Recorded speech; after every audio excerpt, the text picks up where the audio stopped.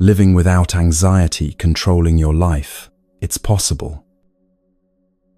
You just need to learn to see things differently. Buddhists figured this out centuries ago, and over the next 3 hours, I'm going to share those teachings with you, not as ancient philosophy, but as practical medicine for your modern mind. Tools to recover your calm, release the tension you've been carrying, and return to your center. All you need to do is listen. And gradually, gently, peace will find its way back into your life. Hello, friend. I'm genuinely glad you're here. If you'd like, leave a comment, even just a word or two about how you're feeling right now. You're not alone in this. Now make yourself comfortable. Grab a blanket, dim the lights, lie down if that feels good. This is your time. For these next 3 hours, let everything else fade into the background. Maybe anxiety visits you daily, or maybe it appears in waves. Maybe you're exhausted from fighting it, or maybe you're simply seeking deeper peace. However you got here, you're in the right place. Because what you're about to discover isn't about willpower or trying harder. It's about seeing differently. And when you see differently, everything shifts.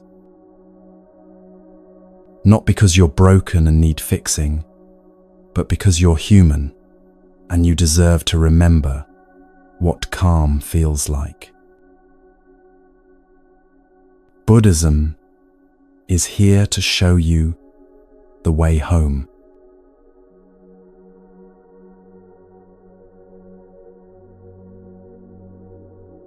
Let me tell you what Buddhism doesn't promise, because this matters more than you might think. It won't make anxiety disappear forever. It won't build an invisible shield around your nervous system. It won't turn you into someone who never feels stressed, worried, or afraid. And honestly, that's the most liberating news you'll hear today. Because what Buddhism actually offers is something far more real, far more lasting, and infinitely more powerful. It offers you a completely transformed relationship with anxiety itself.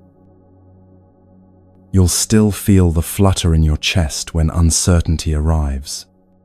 You'll still notice tension creeping into your shoulders when deadlines loom. You'll still experience that electric current of worry when someone you love is hurting. But here's what changes, and this changes everything. Anxiety will no longer be your master. Think of it this way. Right now, when anxiety shows up, it's like a wave that crashes over you and pulls you under. You get swept away, tumbling in the current, gasping for air, completely at its mercy. But after walking this Buddhist path for a while, something shifts. The waves still come. They always do, but now you know how to surf them. You feel the rise, you adjust your balance, you ride it without drowning. The wave doesn't own you anymore. This understanding comes from a teaching that's over 2,500 years old, yet speaks directly to our modern exhaustion. It's called the Four Noble Truths, and before your mind says, "That sounds complicated, let me share it," the way it was always meant to be understood, as a story about waking up. 26 centuries ago, there was a young man named Siddhartha who lived in a palace. His father, terrified that his son would become a wandering monk instead of a king, tried to protect him from everything difficult. No sickness was allowed near him. No elderly people crossed his path. Death itself was hidden behind palace walls. Siddhartha lived surrounded by beauty, pleasure, and carefully curated perfection. Sound familiar? We do this too, don't we? We scroll past the painful posts. We avoid difficult conversations. We keep ourselves so busy that we never have to sit with what's actually brewing inside. We build our own palace walls, thinking if we just arrange things perfectly enough, anxiety won't find us there. But here's what happened to Siddhartha. One day, curiosity won. He left the palace and encountered what Buddhist teachings call the four sights: a sick person, an elderly person, a corpse, and finally, a wandering monk with a peaceful face. In a single afternoon, his carefully constructed reality shattered. He saw that suffering exists. He couldn't unsee it. And more than that, he realized something that changed the trajectory of his entire life. Avoiding suffering doesn't make it disappear. It just makes you more fragile when it inevitably arrives. This is the first noble truth, and it's not pessimistic, it's compassionate. Dukkha exists. Anxiety, stress, dissatisfaction, that gnawing sense that something's not quite right. These are part of being human. You're not broken because you feel them. You're awake. Siddhartha left everything: the palace, the comfort, the denial, and went searching for a way through. He tried extreme self-denial, nearly starving himself to death. That didn't work. He tried intense meditation practices that left him exhausted. That didn't work either. And then, sitting under a tree, he stopped trying to fight reality and instead chose to observe it with extraordinary clarity. What he discovered became the second noble truth. Anxiety has a cause. It's not random, it's not punishment, and it's not a character flaw. It arises from tanha. This word means craving, but it's deeper than wanting things. It's the constant need for life to be different than it is right now. It's the mental argument with reality that never stops. This shouldn't be happening. I should be further along. If only things were different, then I'd be okay. That resistance, that pushing and pulling against what is, that's where so much of our suffering gets amplified. But here's where it gets beautiful. The third noble truth says, this suffering can be transformed. Not someday, not in another life, not after you become perfect, but here, in this very existence, with this very mind. When you stop adding that second layer of struggle, when you stop fighting the waves and learn to move with them, Instead, something loosens. Space appears. Breath returns. And the fourth noble truth, it's the path itself, the practices we'll explore together over these next 3 hours. Ways of being present, of observing your mind, of returning to your body, of releasing the shoulds that strangle your peace. This isn't about becoming someone else. It's about remembering who you are beneath all the noise. When Siddhartha finally stood up from under that tree, he wasn't someone who never felt discomfort again. He got tired. He experienced physical pain. He faced criticism and betrayal. But his relationship to all of it had fundamentally changed. He was no longer at war with his own experience. And that is what's possible for you too. This is medicine for the mind, not magic for the ego. Buddhism won't hand you a life free from challenges. It won't eliminate every uncomfortable feeling. What it will do is teach you how to stop making everything worse by resisting, avoiding, or believing every catastrophic thought that drifts through your awareness.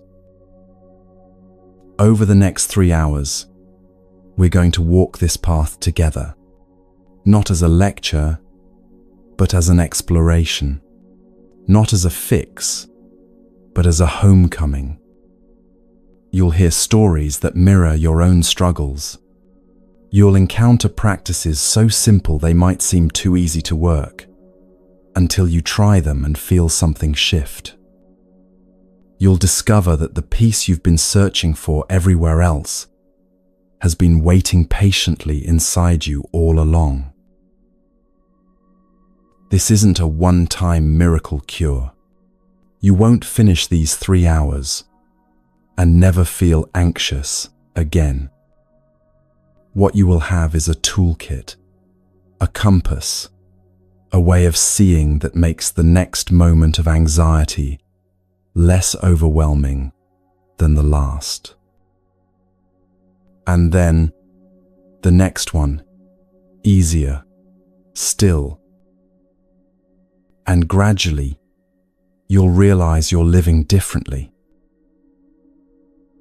You're breathing more deeply. You're reacting less quickly. You're present more often.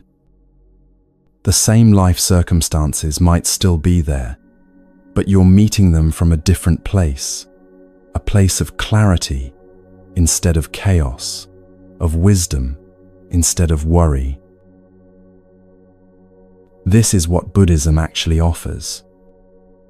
Not the elimination of the human experience, but the transformation of your relationship to it. Not a promise that you'll never feel anxiety, but a guarantee that anxiety doesn't have to run your life anymore. And that, my friend, is worth every moment of this journey. So take a breath. Settle a little deeper into wherever you're listening from. Let your body soften, even just a fraction. Because what comes next might just change everything.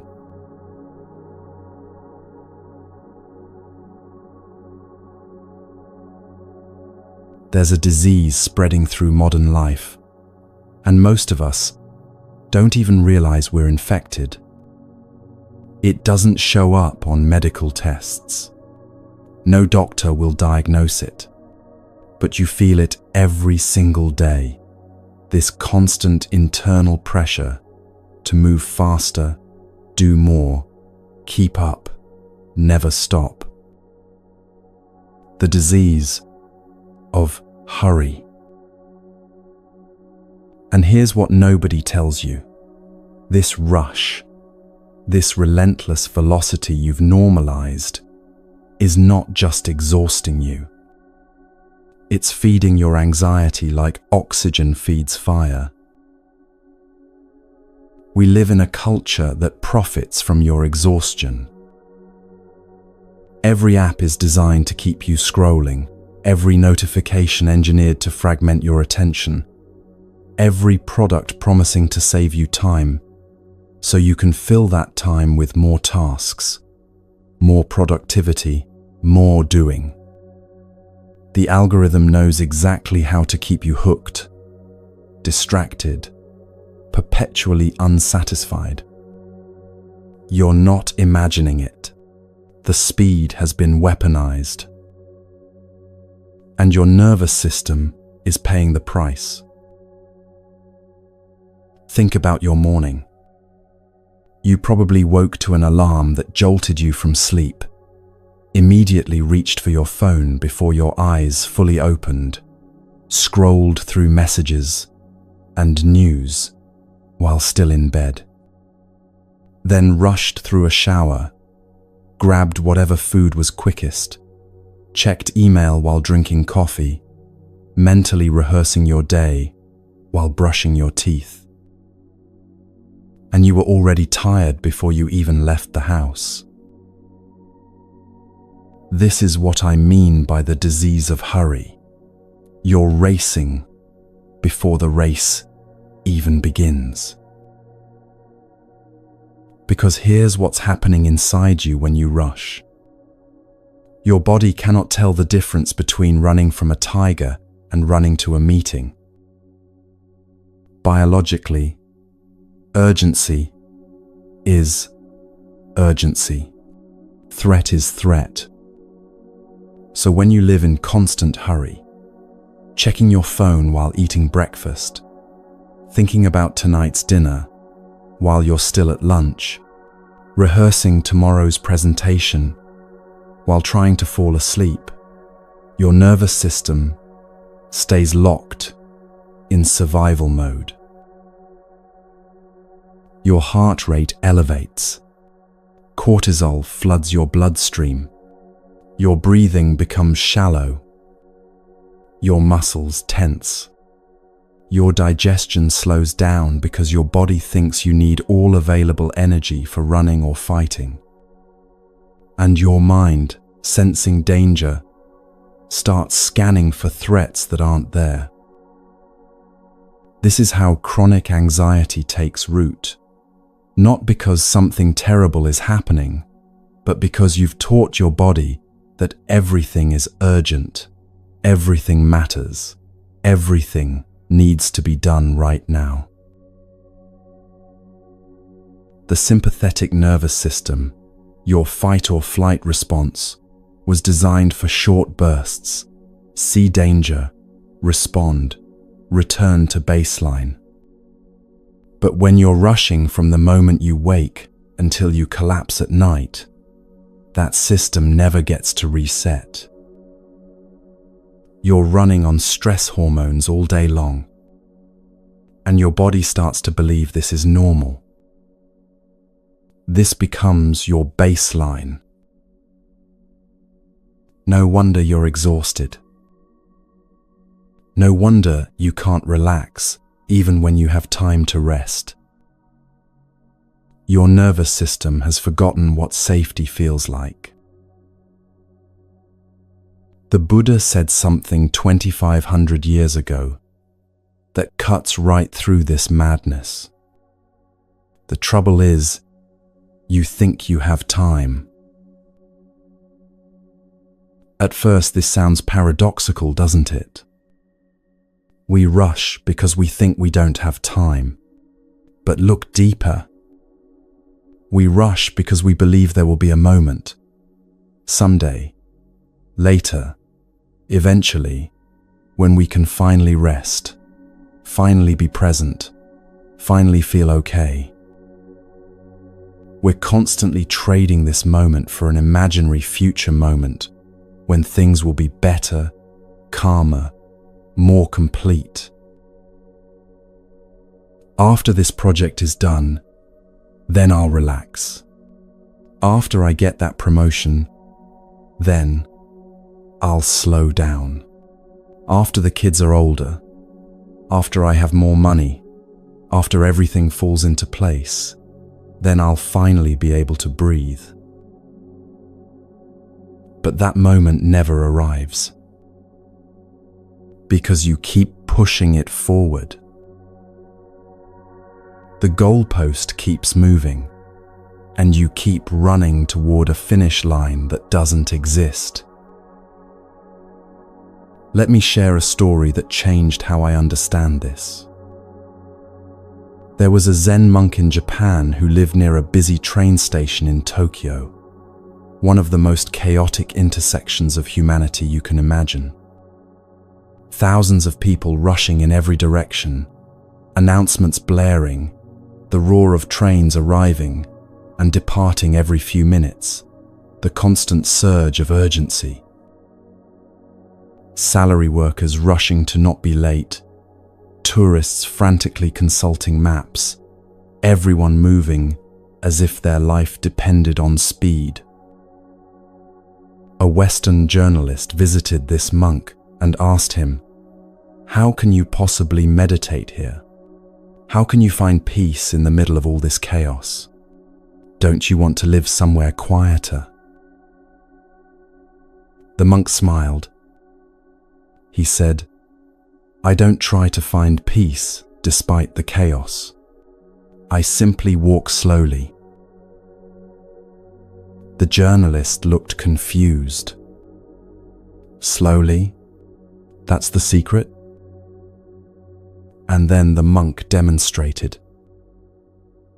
While everyone around him rushed past, briefcases swinging, faces tight with stress, bodies leaning forward as if perpetually late, eyes glued to phones, this monk walked through the station with such deliberate slowness that people parted around him like water around a stone. Each step conscious, grounded, complete before the next one began. Each breath intentional, full, unhurried.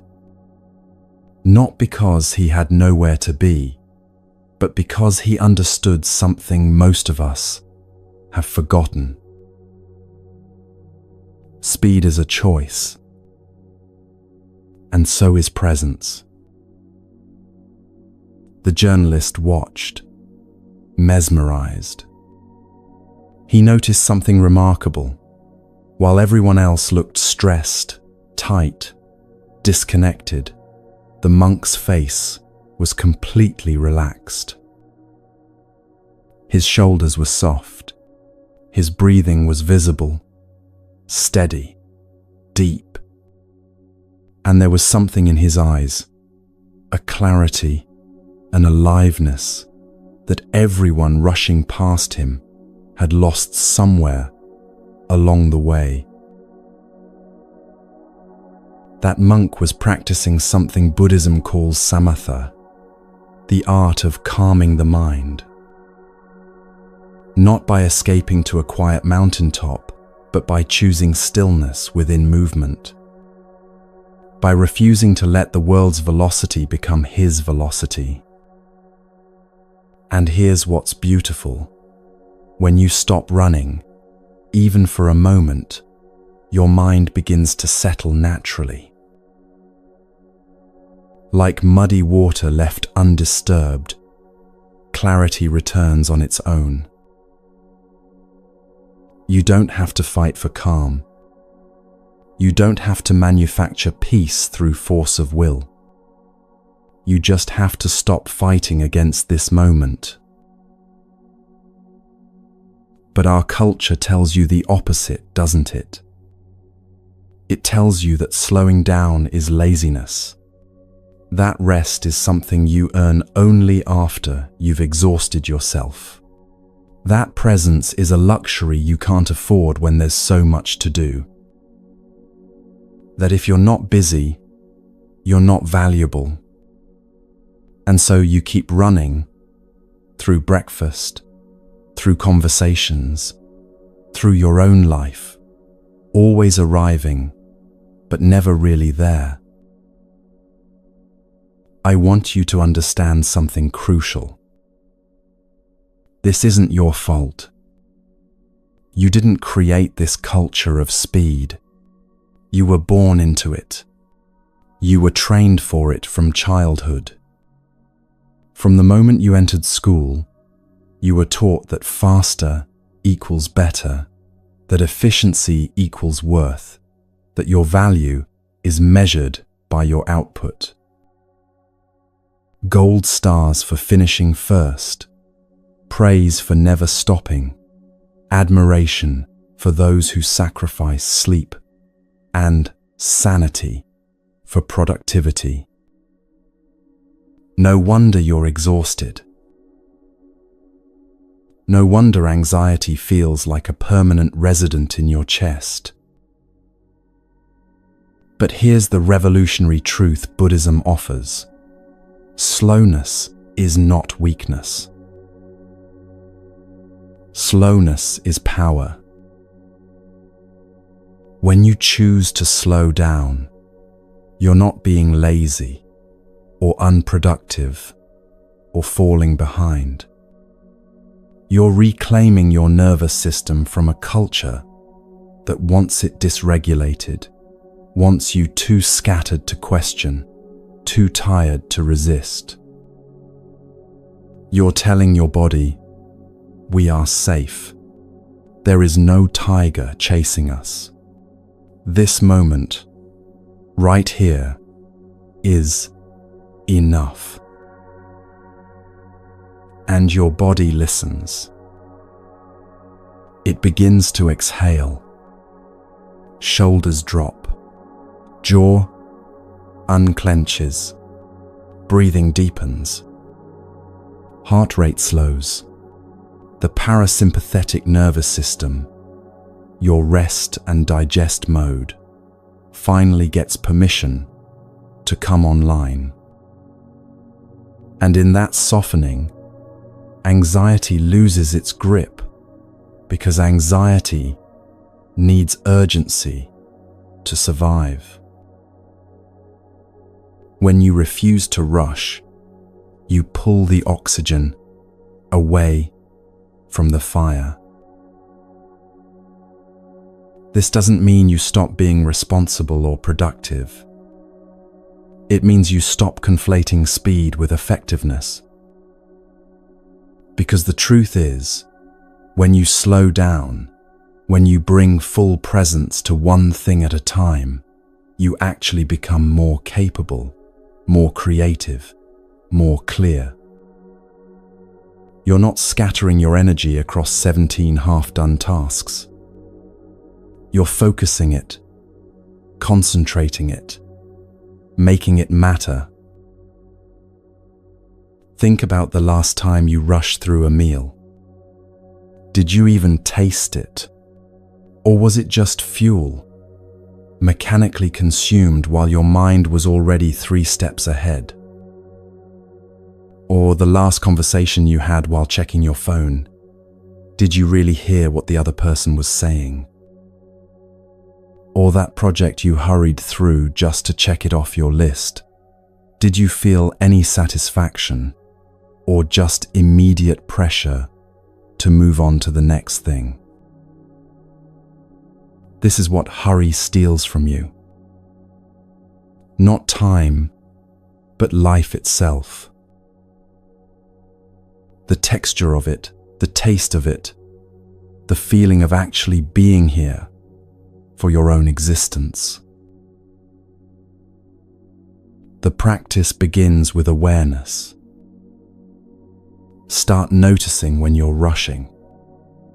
Not to judge yourself, but simply to see it. Feel your body leaning forward, always ahead of itself. Notice your breath getting shallow, trapped high in your chest. Observe your mind already 3 steps ahead of where your feet actually are. And in that noticing, you create a gap, a tiny space between the habit and your response to it. The habit says, rush. But in the gap, you have a choice. You can keep running, or you can take one breath and slow down. Just one breath. That's all it takes to begin reclaiming your time, reclaiming your nervous system, reclaiming your life from the tyranny of speed. The monk in Tokyo Station understood this. He didn't need the world to slow down for him to find peace. He didn't wait for perfect conditions or a quieter life. He simply refused to let the world's panic become his panic. And you can do this too. Right where you are, right in the middle of your complicated, full, demanding life. You can choose slowness. And in doing so, you choose sanity. You choose presence. You choose yourself. Now let's talk about what it actually means to be present, because this is where everything shifts. The present moment. You've heard this phrase 1,000 times, haven't you? It's become almost cliché in wellness circles. Be here now, they say, as if it's obvious, as if you're not already here. But the truth is, most of us spend almost no time in the actual present. Your body is here, yes, sitting, or standing, or lying down, physically occupying this space.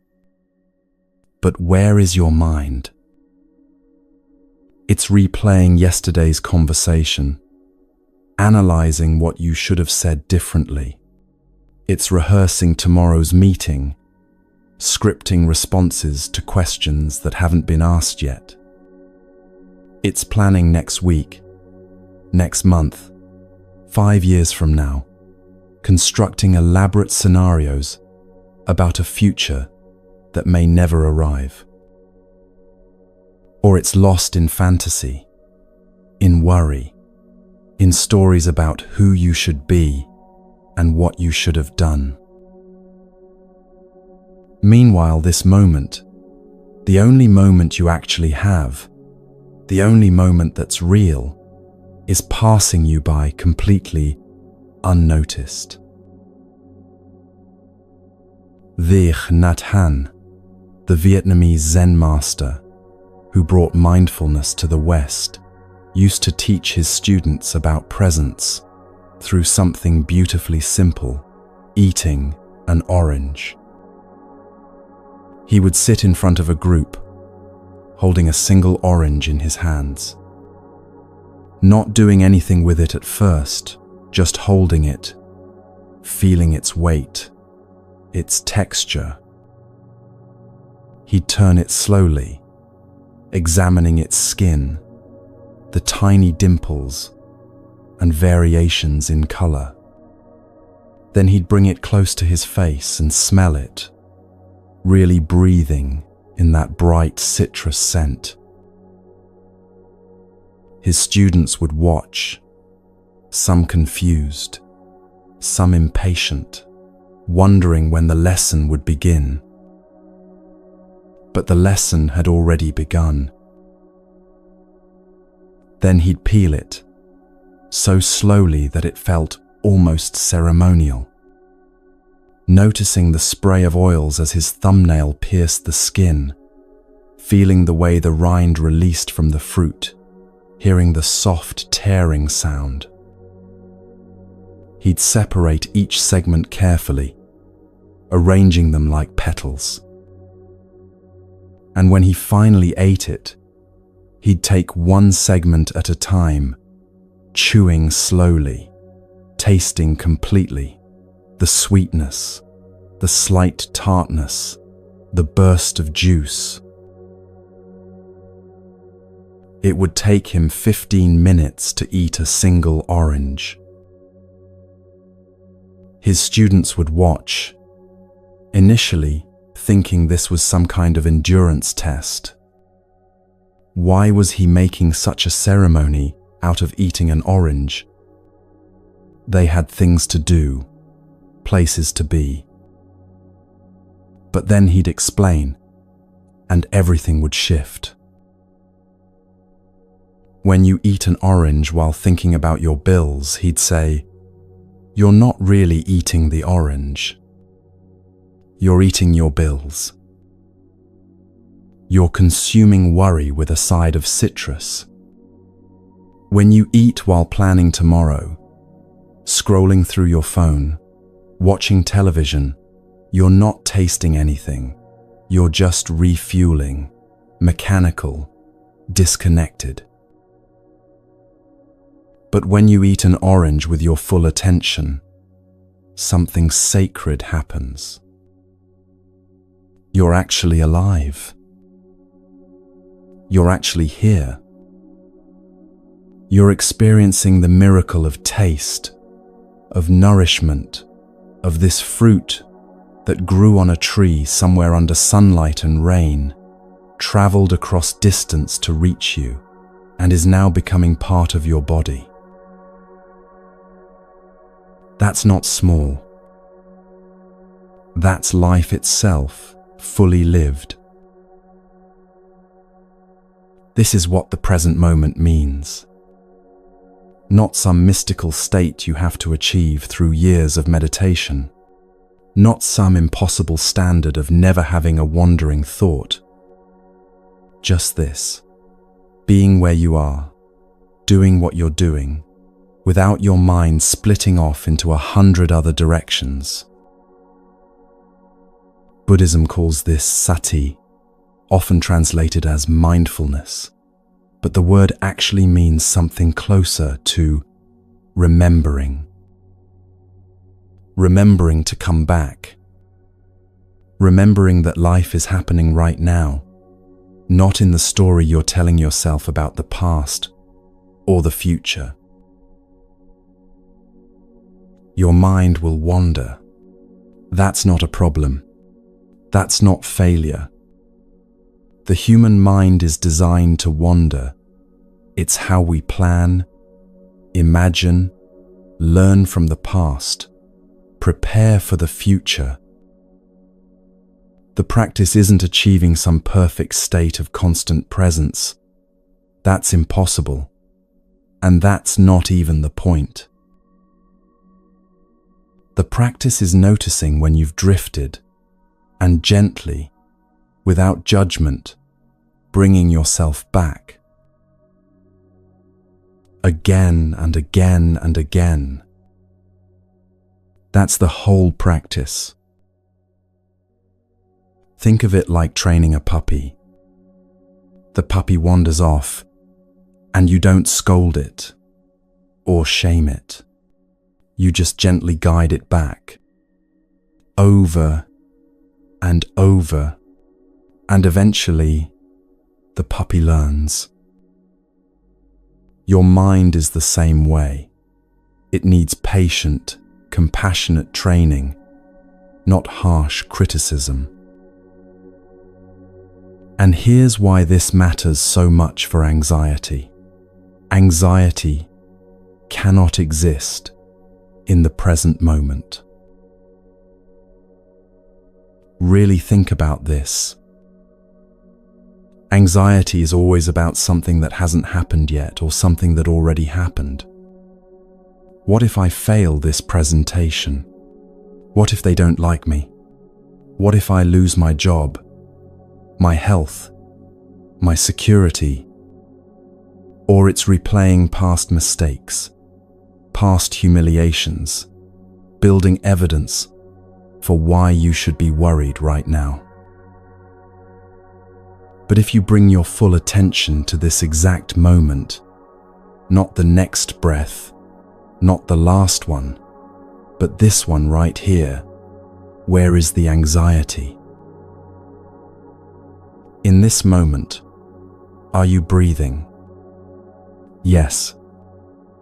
In this moment, are you safe? Most likely, yes. In this moment, is anything terrible actually happening? Usually the answer is no.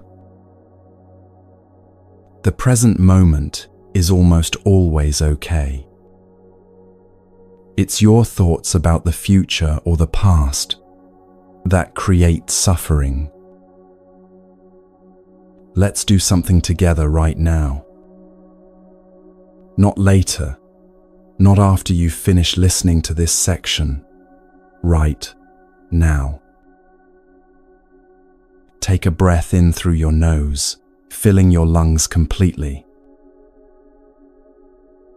And let it out slowly through your mouth. Another breath in, deep and full.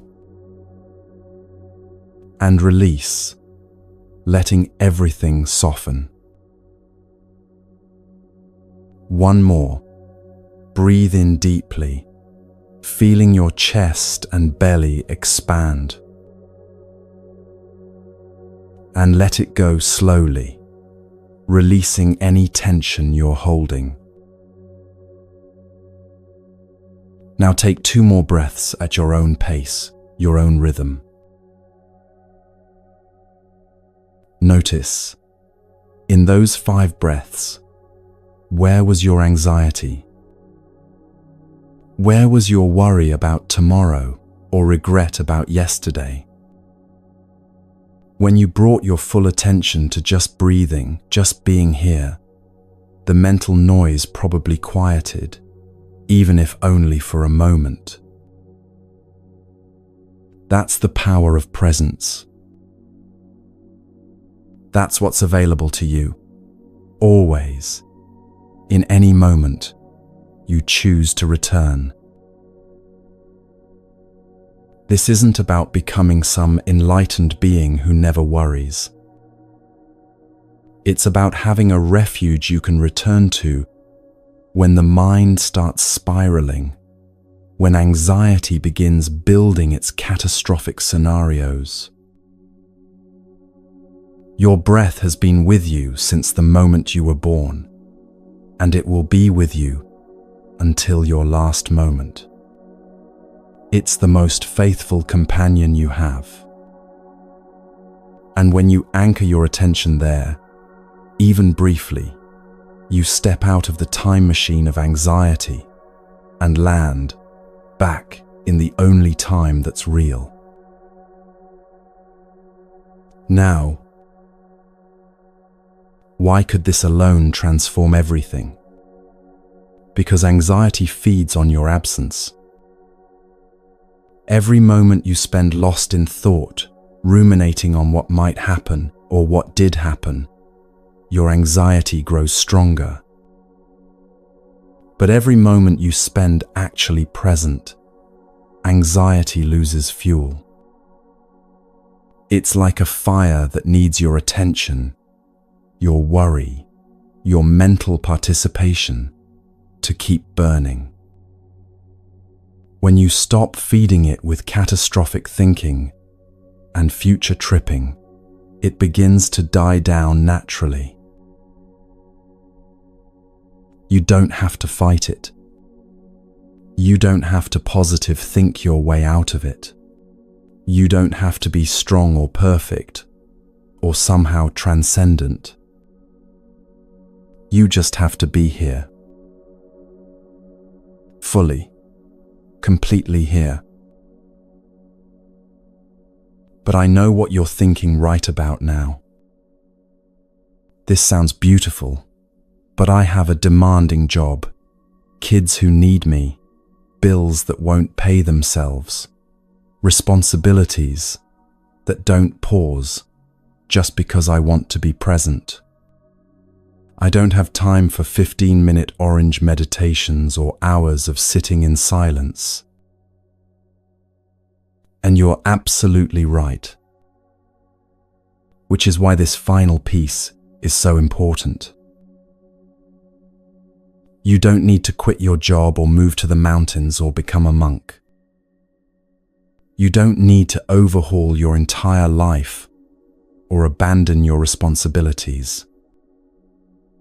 Breaking the speed addiction, learning to live with presence instead of pressure, starts with something so small it might seem insignificant.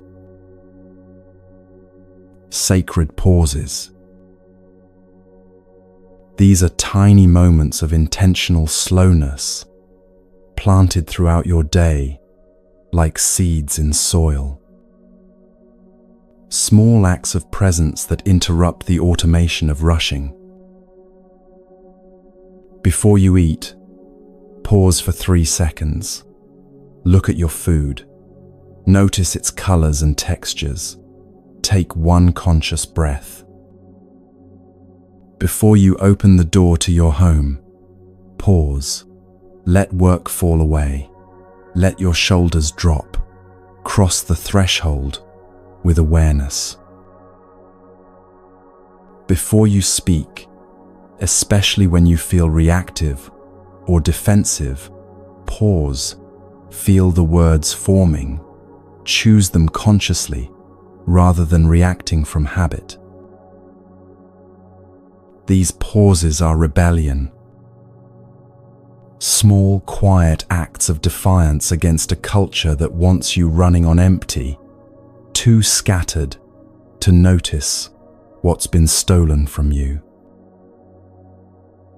There's a story about a corporate executive, let's call her Sarah, who discovered this practice during one of the hardest periods of her life. She was working 80-hour weeks at a tech company, managing a team of 30 people, barely sleeping, surviving on coffee and adrenaline. Anxiety was her constant companion. Her jaw ached from clenching. Her stomach was always tight.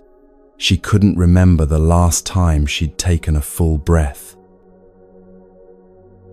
One evening, after another brutal 14-hour day, she sat in her car in the parking garage and realized something that stopped her cold. She couldn't remember the drive to work that morning. Couldn't remember eating lunch, though her desk had an empty container on it. Couldn't remember a single conversation she'd had that day with any real presence. She was living, but she wasn't there for it. She was like a ghost in her own life, moving through the motions while completely absent from the experience. That night, sitting in her car, something cracked, open. She started crying, not the pretty kind of crying, but the kind that shakes your whole body, the kind that's been building for months and finally breaks through. And in that breaking, she made a deal with herself. Every day, before getting out of her car, whether arriving at work or coming home, she would sit for exactly 1 minute. Not checking her phone, not planning her next move, not rehearsing conversations. Just sitting, breathing, noticing where she was, how she felt, what she needed. 1 minute. 60 seconds. She said it felt ridiculous at first, even indulgent. The first few days, her mind screamed at her to hurry up, get moving, stop being lazy. But she stayed with it. And within 2 weeks, something shifted.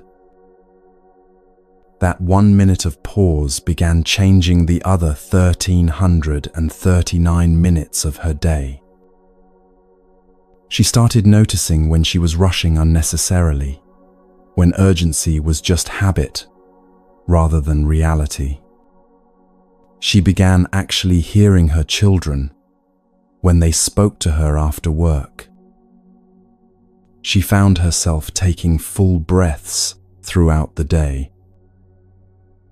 Her anxiety didn't disappear. She still had hard days, overwhelming moments. But its grip loosened because she'd created a practice of returning to herself, of coming back to presence again and again. That's what sacred pauses do. They interrupt the automation, the mindless rushing from one thing to the next, without ever actually arriving anywhere. They remind you that you're not a machine programmed for productivity. You're a human being, and being requires presence. Start with one. Choose one transition in your day. Waking up, starting work, coming home, eating a meal, going to bed, and build in a 5-second pause. Just 5 seconds of being, breathing, arriving where you are. It won't feel like much. Your mind will probably resist, call it silly, tell you there are more important things to do. But these small rebellions accumulate. They create cracks in the armor of speed, letting light in. And through those cracks, your life starts seeping back in, the life you've been too busy to notice, the moments you've been too rushed to experience. Before we move forward, let's check in together. This is itself a sacred pause. How do you feel right now, in this moment? Not how you felt when you started listening, not how you think you'll feel later. Right now. Is your breathing easier than when you began? Has your body softened even slightly? Are your thoughts moving a little slower? Or maybe nothing has changed yet, and that's okay too. Don't judge what you find. Just notice. Because this noticing, this gentle awareness of your present moment experience, this is the practice itself. You're doing it right now. You're here. And that is enough. We've walked through the first gate together, the gate of reclaiming time.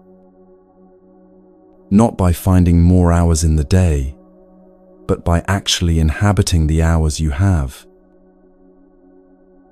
By choosing slowness when the world demands speed.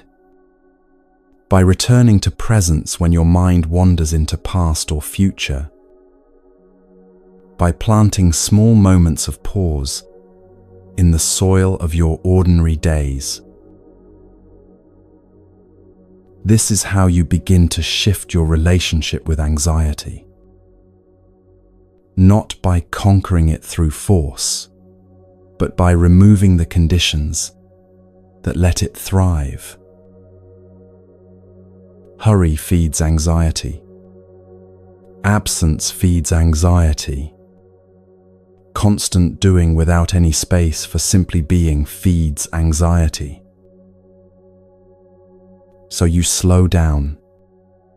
You come back to now. You pause. You breathe.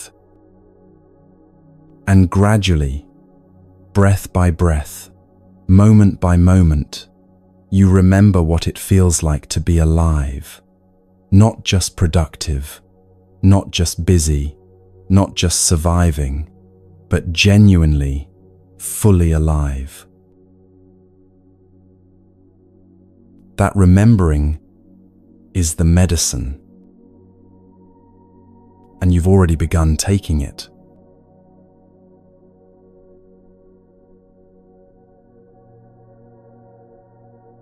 There's something you need to understand about your mind, something that might initially feel unsettling, but ultimately becomes the most liberating truth you'll ever encounter. Your mind is not your master.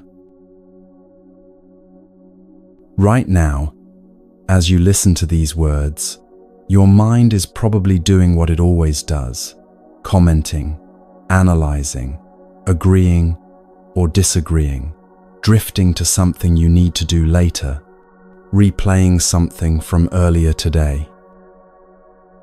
It's like a radio that never turns off, a constant stream of thoughts, judgments, stories, worries, and plans.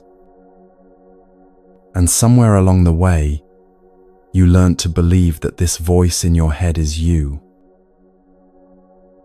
But it's not. The Buddha taught something 2,500 years ago that modern neuroscience is only now confirming. The untrained mind is like a drunken monkey. No, really, that's the actual teaching. A drunken monkey that's been stung by a bee, leaping wildly from branch to branch, never settling, always agitated, constantly seeking the next thing to grab onto. This monkey mind jumps from thought to thought without any conscious direction from you. One moment you're thinking about what to make for dinner, the next moment you're remembering something embarrassing you said in 3rd grade. Then suddenly you're catastrophizing about your job security, then wondering if you left the stove on, then judging yourself for not being more present, then worrying about that judgment, then thinking about thinking. And here's what makes it so exhausting. You believe all of it. Every thought that appears in your awareness, you take as truth. Every worry, every judgment, every catastrophic prediction, you treat them as facts rather than what they actually are, which is mental events, temporary appearances in consciousness that have no more inherent reality than clouds in the sky. This is where so much of your anxiety comes from. Not from what's actually happening in your life, but from believing the stories your untrained mind is constantly generating. Your mind is like an overprotective parent who sees danger everywhere, a director constantly creating disaster movies in your imagination, a lawyer building cases against you based on evidence that doesn't exist yet. Let me share a story that illustrates this beautifully. A classic Zen teaching that has survived centuries because it cuts so directly to the truth. 2 monks were walking together on a journey, an older monk and a younger one. They came to a river crossing where the water was high and the current strong. Standing at the bank was a young woman in expensive silk robes, clearly distressed because she couldn't cross without ruining her clothes and possibly being swept away by the current. The older monk, without saying a word, picked her up, carried her across the river on his back, set her down gently on the other side, bowed to her, and continued walking. The younger monk was shocked, completely speechless. In their tradition, monks were not supposed to touch women, especially not young, beautiful women. But he said nothing, just followed his teacher in silence, his mind churning. They walked for hours. Mile after mile, the younger monk's mind created an entire drama around those 2 minutes at the river. How could his teacher break the rules like that? What would the other monks say if they found out? Had his teacher lost his way? Was this a test of the young monk's loyalty? Should he report this? Was he complicit in the transgression just by witnessing it? The thoughts spun and spun, each one leading to another, building into a storm of judgment and confusion and righteousness and doubt. Finally, after hours of this internal torment, unable to contain himself any longer, the young monk burst out, "How could you carry that woman? You know we're not supposed to touch women. You've broken our vows. I can't believe you did that." The older monk looked at him with gentle, amused eyes and said, "I put her down hours ago at the river. Why are you still carrying her?" This story cuts to the heart of how the mind works, how suffering is created not by events themselves, but by what we do with them in our thoughts. The event itself, carrying the woman across the river, took maybe 2 minutes, maybe even less. But the younger monk carried the story about that event, the judgment about it, the anxiety about it, the entire mental drama, for hours. He tortured himself not with reality, but with his thoughts about reality. And here's what makes this teaching so powerful. The older monk wasn't less aware or less thoughtful. He simply understood something the younger monk hadn't learned yet. He knew that thoughts are not commands, that rules serve compassion rather than replace it, and that every moment offers a choice: carry the story or put it down. This is what your mind does all day long, every single day. It picks things up: worries, judgments, resentments, fears, old conversations, anticipated disasters, and carries them for hours, days, sometimes years, long after the actual moment has passed. And you, like the young monk, don't realize you have the power to put them down. The Buddha said in the Dhammapada, one of the oldest and most beloved Buddhist texts, "We are what we think. All that we are arises with our thoughts. With our thoughts, we make the world." This isn't just beautiful poetry. It's pointing to something profound about how suffering is created and how freedom is found. Your thoughts literally construct your experience of reality.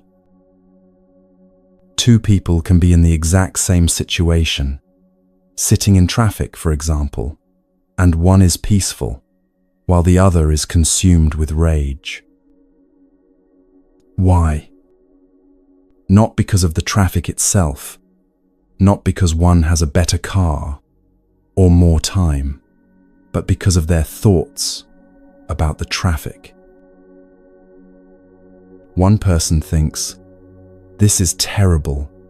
I'm going to be late. Everyone will judge me. This always happens to me. Why is life so unfair? I should have left earlier. Why are these people such terrible drivers? The other thinks, well, here we are. Nothing I can do about it right now. Might as well take some breaths and listen to music. Maybe I'll arrive a few minutes late, and that's okay. Same traffic, same delay, completely different experience. This is why understanding the nature of thought is so crucial for freeing yourself from anxiety. Because once you see, really see, that your thoughts are not facts, that they're just mental events, just appearances in consciousness, everything changes. Thoughts are like visitors knocking on your door. You don't have to invite them in for dinner. You don't have to let them move in and redecorate your house. You don't have to believe everything they say or follow every suggestion they make. You can acknowledge them. Oh, there's a worried thought. There's a judgment. There's a catastrophic prediction. And let them move on without building your whole day around them.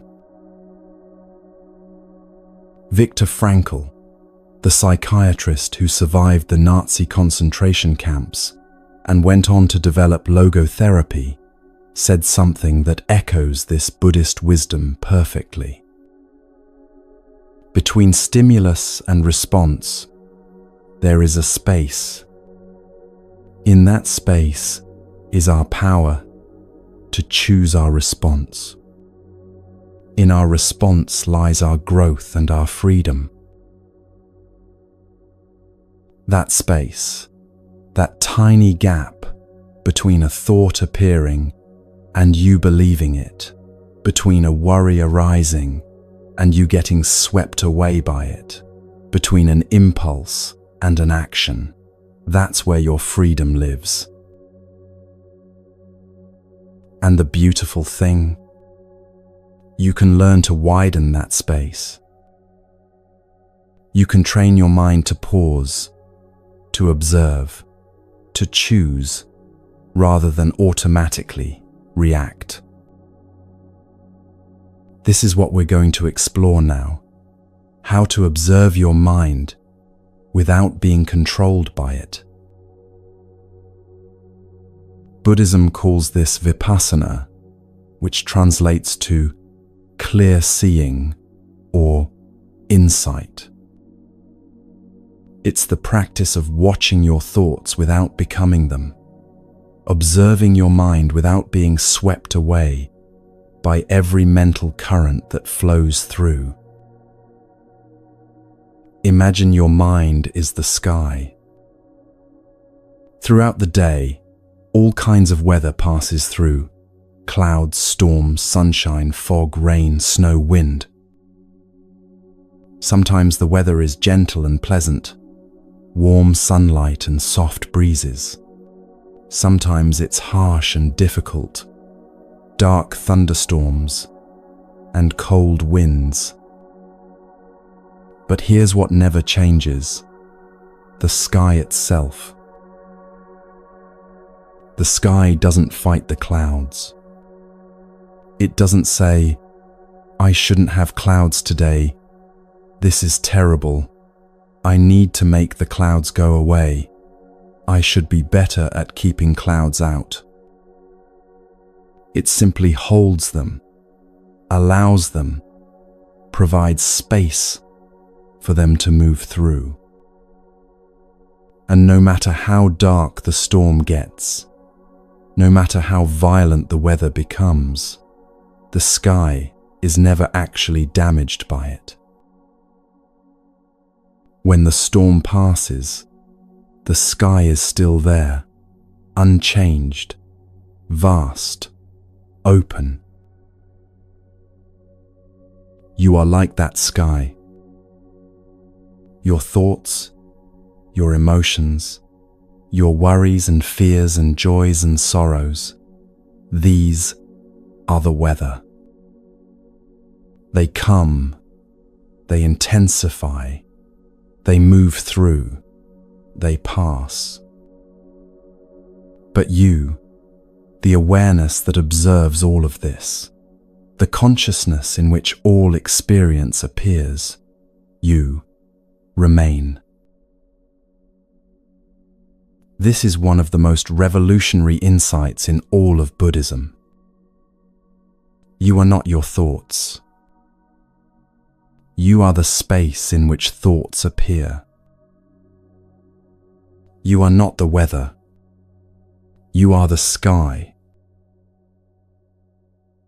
When you can rest in that understanding, even for a moment, anxiety loses its absolute power over you. Because you realize, oh, this is just weather. This is just a thought storm passing through. It feels intense right now. It feels so real. But it's not who I am. It's not permanent. And it won't last forever. Let me give you a practical tool you can use right now, today, the very next time anxiety starts building in your mind and body. When you notice a thought that's creating distress, pause and ask yourself this simple but powerful question: is this a fact, or is this a story my mind is telling? Let's try it with a real example, one that many people experience. Imagine you have a job interview tomorrow. Your mind starts spinning the moment you think about it. I'm going to mess this up. I always mess these things up. I never know what to say. They're going to ask me questions I can't answer. They're going to see right through me. They'll know I'm not really qualified. I'm going to be so nervous. I'll stumble over my words. My hands will shake. They're going to judge me harshly. I won't get the job. I'll never get a good job. I'm going to end up broke and alone. That's the catastrophe spiral. And if you've ever experienced anxiety, you know exactly what I'm talking about. One thought leads to another, each one more dire than the last, until you're not just nervous about an interview, you're convinced your entire future is doomed, your life is falling apart, everything you've feared is about to come true. But now, pause. Take a breath. Ask the question, is this a fact or is this a story? Fact, you have an interview tomorrow. Story, you're going to mess it up. Fact, you feel nervous right now. Story, being nervous means you'll fail. Fact, you don't know what questions they'll ask. Story, you won't be able to answer them. Fact, this is an important opportunity. Story, your entire future depends on this one interview. Do you see the difference? Facts are things that are actually verifiably true in this moment. Stories are narratives your mind creates about what might happen, usually based on fear, past experiences that may not be relevant anymore, or worst-case scenarios that have a very low probability of actually occurring. And here's the thing, your mind is really, really good at making stories feel like facts. It's so convincing, so authoritative in its delivery that you don't even question it. The thought, "I'm going to fail," appears with such certainty, and immediately your body responds, as if failure has already happened. Heart racing, palms sweating, stomach churning, muscles tensing. But when you learn to distinguish between facts and stories, you create space.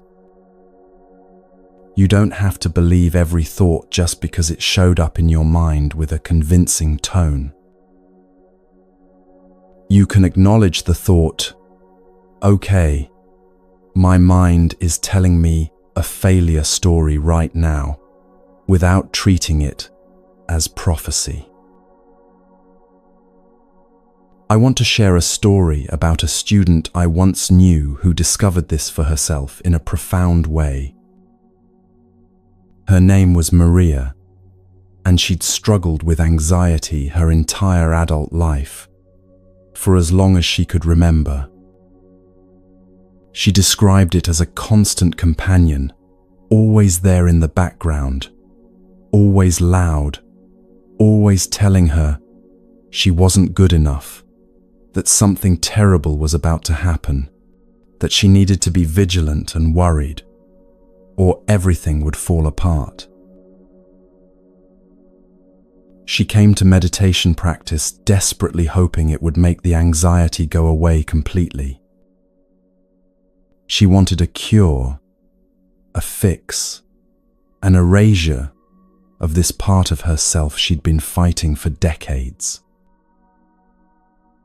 And at first, she was frustrated because the anxiety didn't disappear.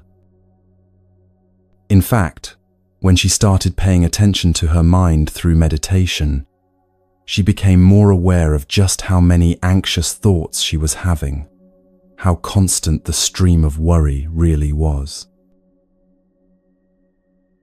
"It's worse now," she said. "Now I can't even distract myself from it." But then something shifted, something subtle at first, but ultimately transformative. During one practice session, she was sitting there in meditation, and the familiar anxiety arose, that tight feeling in her chest, that racing mind, that voice saying, "Something's wrong. Something's wrong. You're not safe. You need to do something." But this time, instead of becoming the anxiety, instead of letting it take over completely and define her entire experience, she noticed herself having a thought. She heard herself think, "I'm so anxious." And then she realized, wait. If I can observe the thought, "I'm anxious," if I can hear that voice saying, "I'm anxious," then who's doing the observing? Who's listening to that voice? In that moment, she discovered what Buddhists have been teaching for millennia. There's a part of you that can watch the anxiety without being consumed by it. You can feel anxious and simultaneously be aware that you're feeling anxious. And that awareness, that observer, that witnessing presence is separate from the anxiety itself. She described it like this, and I'll never forget her words. It was like I'd been drowning in the ocean my whole life, convinced that I was the waves, that I was the water itself. And suddenly I realized I could also be standing on the shore, watching the waves crash and recede. The waves were still there, still intense, still powerful, but I wasn't only in them anymore, being tossed around. Part of me was safe on land, just observing, just witnessing. That's vipassana. That's clear seeing. And it's available to you right now, in this very moment. One of the most powerful practices for developing this skill is something called labeling or noting. It's beautifully simple, almost too simple to seem effective, but it works. When you notice your mind doing something, you just quietly, gently name it. Thinking. Worrying. Planning. Judging. Remembering. You're not trying to stop the thoughts. That's impossible, and it only creates more tension, more inner conflict. You're just acknowledging them, naming them, creating a tiny bit of space between you and the mental activity. Like a naturalist observing birds. Oh, there's a sparrow, there's a cardinal, there's a crow. You're simply noting what's present without becoming it. Try it right now. Whatever thought is moving through your mind at this moment, just notice it and silently label it. Listening. Wondering. Doubting. Analyzing. Feel how that creates distance. You're not suppressing anything, not pushing anything away, not saying thoughts are bad or wrong. You're just observing, the way you might watch clouds drift by or leaves float down a stream, acknowledging what's there without grasping at it or fighting against it. This practice works because it engages a different part of your brain, the observing, witnessing, metacognitive part, rather than the reactive, emotional part. When you label worrying, you're not in the worry anymore. You're watching it from a slight distance, which automatically creates some separation, some breathing room. And in that separation, something miraculous happens. The thought loses some of its charge, some of its grip on you. It's still there, yes, but it's no longer the only thing in your awareness, no longer the totalizing reality it felt like before. It becomes one event among many, one cloud in a vast sky, rather than the entire universe of your experience. This is how you create distance without suppression, space without resistance. You're not saying, I shouldn't think this way, these thoughts are bad, I'm a bad person for having these thoughts, I need to get rid of them immediately. That approach just creates more inner conflict, more tension, more suffering, more shame. Instead, you're saying, oh, there's a thought. There's worry appearing in my awareness. There's anxiety moving through like weather. I see you. I acknowledge you, and I don't have to become you or be controlled by you. It's the difference between being caught in a rainstorm, getting completely soaked and battered, and watching rain through a window while sitting in a warm, dry room. Both involve rain, both involve witnessing the same weather, but your relationship to it is completely different. The sky holds all weather without being damaged by any of it. And you can learn to do the same with your thoughts and emotions. Now let's talk about what to do when the really difficult thoughts come. The fear thoughts, the anxiety thoughts, the ones that feel so real and so urgent that you can't imagine not believing them, not responding to them immediately. Because here's the truth. You're going to have fear thoughts. You're going to have moments of anxiety.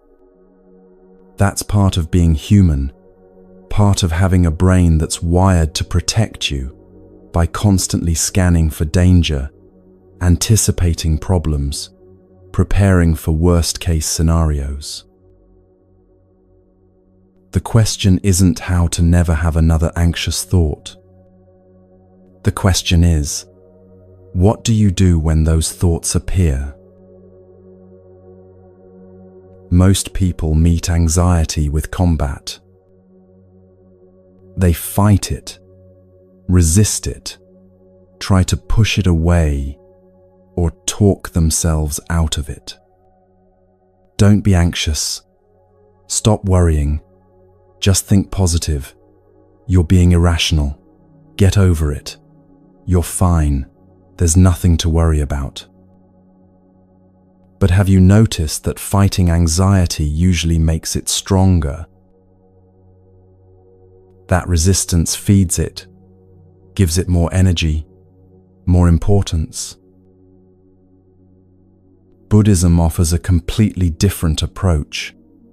Meet anxiety with curiosity, not combat.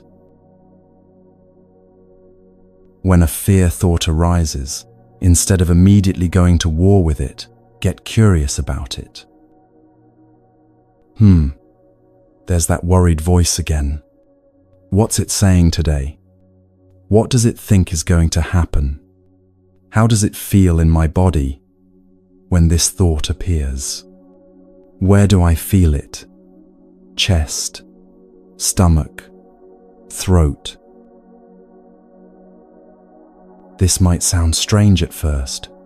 Why would you want to get curious about something that feels so uncomfortable, so threatening? But curiosity does something remarkable to your nervous system and your mind. It shifts you from reactive mode to responsive mode. It engages your thinking brain, your prefrontal cortex, rather than just your emotional, limbic brain. And it creates that crucial space we've been talking about, the space where freedom lives, where choice becomes possible. There's a teaching in Buddhism called the 2 arrows from the Salatha Sutta that explains this perfectly and has become one of the most practical tools for understanding suffering. The Buddha said that when you experience pain, it's like being hit by an arrow. That's the first arrow, the actual event, the actual sensation, the thing that's genuinely happening right now. Maybe it's a racing heart. Maybe it's a difficult emotion. Maybe it's an uncomfortable situation. That first arrow hurts, and that pain is real. But then immediately, almost instantaneously, we shoot ourselves with a second arrow. This second arrow is all our thoughts about the first arrow, our resistance to it, our judgment of it, our story about what it means, our anxiety about how long it will last, our fear that we can't handle it, our shame about feeling it, our anger that it's happening, our despair that it will never end. The first arrow hurts. That's undeniable. That's part of life. But the second arrow, the one we shoot at ourselves with our thoughts and reactions, this is where most of our suffering actually comes from. Let me give you a concrete example. You're lying in bed at night, and your heart starts racing for no apparent reason. That's the first arrow, a physical sensation, maybe from too much coffee earlier, maybe from stress, maybe from nothing at all, just one of those things bodies do sometimes. But then your mind jumps in with the second arrow. Oh no, why is my heart racing? Is something wrong with me? Am I having a heart attack? Should I go to the hospital? This is terrible, I can't handle this. What if it gets worse? What if I die? I'm never going to fall asleep now. Tomorrow is going to be awful. I can't function without sleep.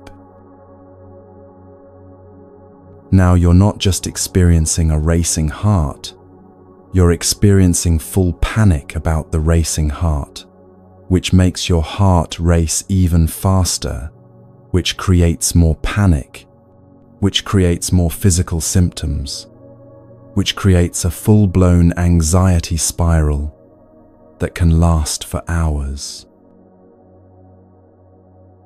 The first arrow was just a sensation, uncomfortable, but not dangerous. The second arrow turned it into suffering, into a crisis, into evidence that something is terribly wrong. Buddhism isn't asking you to not feel the first arrow. Pain, discomfort, fear, difficult emotions, these are all part of life and part of being human. But it is showing you, with great compassion, that the second arrow is optional. You don't have to add the story. You don't have to add the catastrophizing, the judgment, the resistance, the this shouldn't be happening. You can just be with what is, just feel the sensation or emotion, without making it worse with your thoughts about it. This is what it means to not fight the thoughts. Watch them instead. When fear thoughts come, you don't have to engage with them, argue with them, prove them wrong, or push them away with force. They're just thoughts, just mental weather. They want attention, not obedience. Think of anxious thoughts like small children having a tantrum in a store. If you ignore them completely, pretending they're not there, they might escalate, scream louder, make a bigger scene. But if you drop everything and give them your complete attention, treating their drama as if it's real and urgent and must be addressed immediately, they learn that tantrums work, that this is an effective strategy. The middle way, the Buddhist approach, is to acknowledge them without getting pulled into their drama. I see you, fear thought. I hear you, worried mind. Thank you for trying to protect me. I know you think you're helping, but I'm okay right now in this moment, and I don't need to follow you down this catastrophic path. and then you breathe. Breathing is your anchor when the mental storm hits, when thoughts are swirling and threatening to pull you under. Not because breathing will magically make the thoughts disappear. It won't. But because it gives you something real to return to, something happening right now in this actual moment, rather than in the imaginary future your anxious thoughts are creating. When fear thoughts are swirling, try this. Don't try to stop them or suppress them or argue with them. Just let them be there in the background, like a television playing in another room, and bring your full attention to your breath. In through your nose, feeling the cool air. Out through your mouth, feeling the release. In, feeling your belly rise like a wave. Out, feeling your belly fall, letting everything soften. The thoughts will still be there, chattering away. Let them be. Just keep coming back to your breath, over and over, as many times as you need to, patiently, gently, without judgment. You're training your mind to know that thoughts are not commands that must be obeyed. They're just mental weather, and you can let them blow through while you stay anchored in something real, something present, something that's actually happening right now, rather than in some imagined catastrophic future that may never arrive. Take a moment now and notice, how does your mind feel? As you've been listening to these teachings, as you've been learning about the nature of thought, about observation without attachment, about the two arrows, about meeting anxiety with curiosity instead of combat, has something shifted? Maybe just slightly? Maybe your thoughts have a little more space around them. Maybe you're not taking them quite as seriously as you were 30 minutes ago. Maybe there's a sense that you're not completely at their mercy. This is what happens when you understand your mind from a Buddhist perspective, when you learn to work with it rather than against it. The thoughts don't necessarily disappear. Remember, we're not trying to stop the waves, not trying to achieve some impossible state of mental silence. But your relationship to them changes profoundly. They lose their absolute authority over you. They become less solid, less permanent, less overwhelming. You're learning to surf, not stop the waves. And surfing, staying balanced on the board while the waves move beneath you, riding them skillfully without being dragged under, this is a skill you develop gradually through practice, through falling and getting back up, through learning the rhythm of the ocean, through patience with yourself. Some days you'll stay balanced and ride the wave beautifully, feeling graceful and capable. Other days you'll get tumbled and tossed, swallowing water, struggling to find your footing. Both are part of the practice.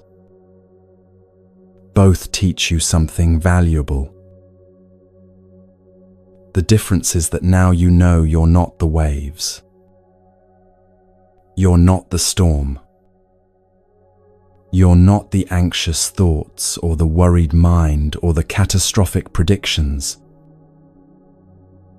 You're the awareness that can watch it all, can choose how to respond, can find stability, even when the mind is churning, can remain present, even in the midst of mental chaos. This is the second gate, freeing your mind. Not by controlling every thought, not by achieving some impossible state of mental perfection or constant peace, but by understanding the nature of thought itself and learning to observe without being controlled, to witness without being swept away. The monkey is still there, jumping from branch to branch, chattering and gesticulating. But now you can watch the monkey instead of being the monkey. Now you can see the performance without believing you are the performer. And in that watching, in that space of awareness, in that gap between thought and belief, you discover something that's been there all along, a stillness that doesn't depend on what your mind is doing, a peace that exists beneath the noise, a freedom that was never actually lost, just temporarily forgotten beneath layers of identification and belief. You're remembering it now, right here, right now, as these words land in your awareness, as your breath moves in and out, as thoughts arise and pass. Your mind is not your master. You are not your thoughts. And freedom has been here all along, waiting patiently for you to recognize it.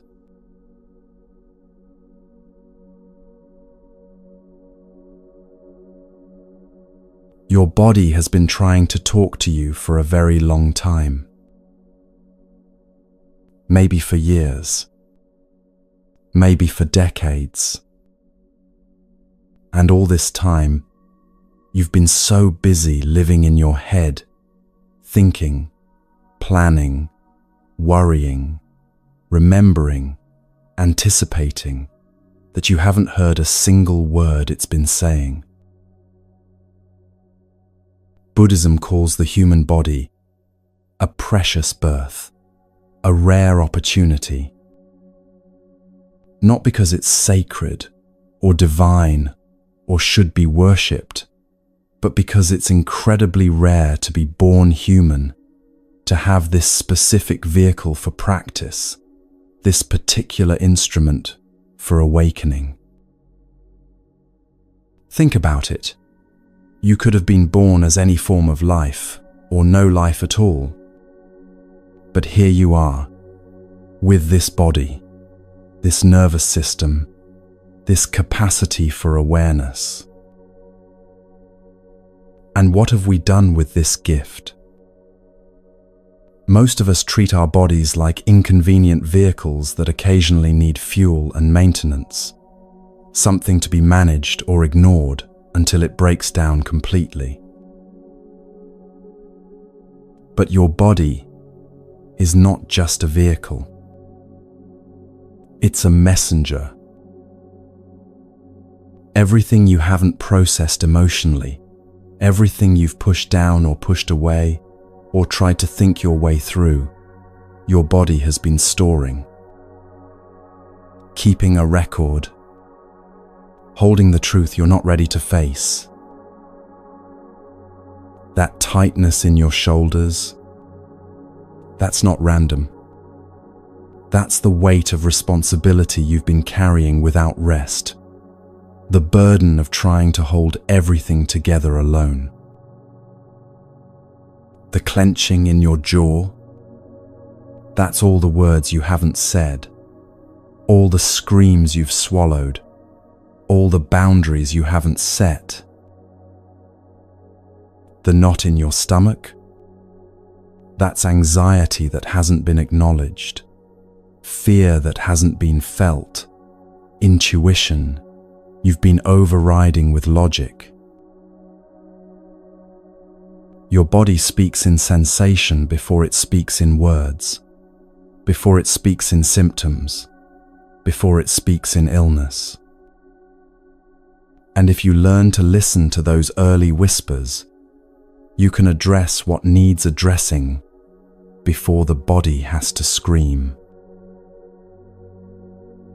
There's a woman I'll call Sarah who discovered this in a way that changed her entire relationship with herself. She came to a yoga class, not for spiritual reasons, but because her doctor had suggested it for her chronic hip pain. She'd had this pain for years, dull, persistent, occasionally flaring into something sharper. She'd tried physical therapy, anti-inflammatory medications, ergonomic adjustments to her workspace. Nothing helped for long. During one class, in a deep hip-opening pose, something unexpected happened. As her hip began to release, she started crying. Not gentle tears, but full-body sobs that shook her completely. She had no idea why. She felt embarrassed, confused, but she couldn't stop. The teacher came over, placed a gentle hand on her back, and said, "It's okay. The body remembers what the mind forgets." Later, when Sarah had calmed down, memories started surfacing. Memories of her mother's death 10 years earlier. Memories she thought she'd dealt with because she'd gone to therapy, because she'd talked about it, because she'd intellectually processed the loss. But her body had been holding the grief all along, storing it in her hips, waiting for the day she'd finally be still enough to feel it. Over the following weeks, as she continued the practice, the hip pain gradually dissolved. Not because the stretching fixed a mechanical problem, but because she'd finally listened to what her body had been trying to tell her for a decade. This is what Buddhism has understood for over 2,000 years. The body is not separate from your emotional and mental life. It's all connected, all communicating, all part of one whole system. The practice of mindfulness of body, called Kayagata, Sati in Pali, is one of the Buddha's foundational teachings. It's not about achieving a perfect body or making your body do impressive things. It's about cultivating awareness of your physical experience as it actually is, moment by moment. Why does this matter so much, especially for anxiety? Because anxiety lives in the body first, mind second. Before you consciously register the thought, "I'm anxious," your body has already responded. Heart rate increases, breathing becomes shallow, muscles tense, digestion slows, hands get cold or sweaty. Your body is having an anxiety attack before your mind even knows what's happening. And modern life has trained you to ignore all of this. You sit at desks for hours without noticing your shoulders creeping up toward your ears. You stare at screens until your eyes burn and your neck aches, but you keep going. You eat lunch while reading emails, barely tasting your food. You hold your breath during stressful moments without realizing it. You override your body's signals: tired, hungry, need to move, need to rest, because there's too much to do, not enough time. Productivity matters more than sensation. You've become profoundly disconnected from yourself. And here's what Buddhism adds that might seem paradoxical at first. The body ages, decays, eventually dies. This isn't meant to be morbid or depressing. It's meant to be motivating. When you truly understand that this body won't last forever, that it's subject to impermanence, just like everything else, something shifts. You stop taking it for granted. You start listening more carefully to what it's telling you right now, today, while you still have the chance. The Buddha taught his students to contemplate the body's impermanence regularly, not to become detached or nihilistic, but to develop appreciation and urgency. This precious human birth, this opportunity to wake up, won't last forever. So pay attention now. Listen now. Listening doesn't mean worshipping your body or making it an idol.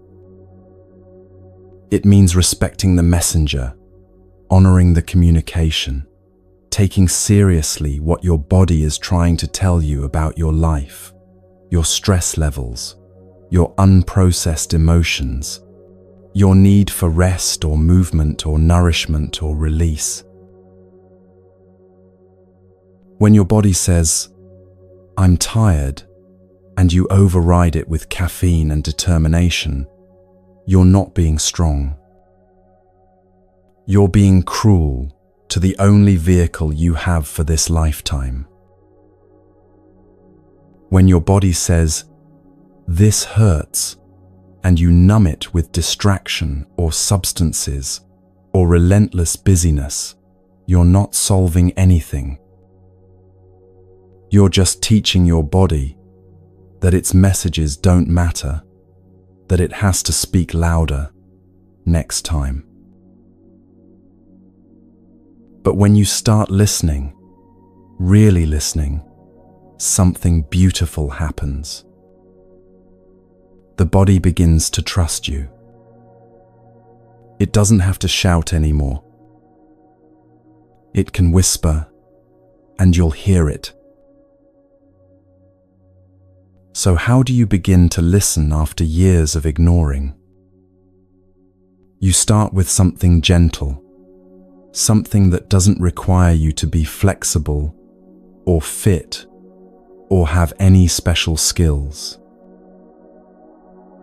You start with simple awareness.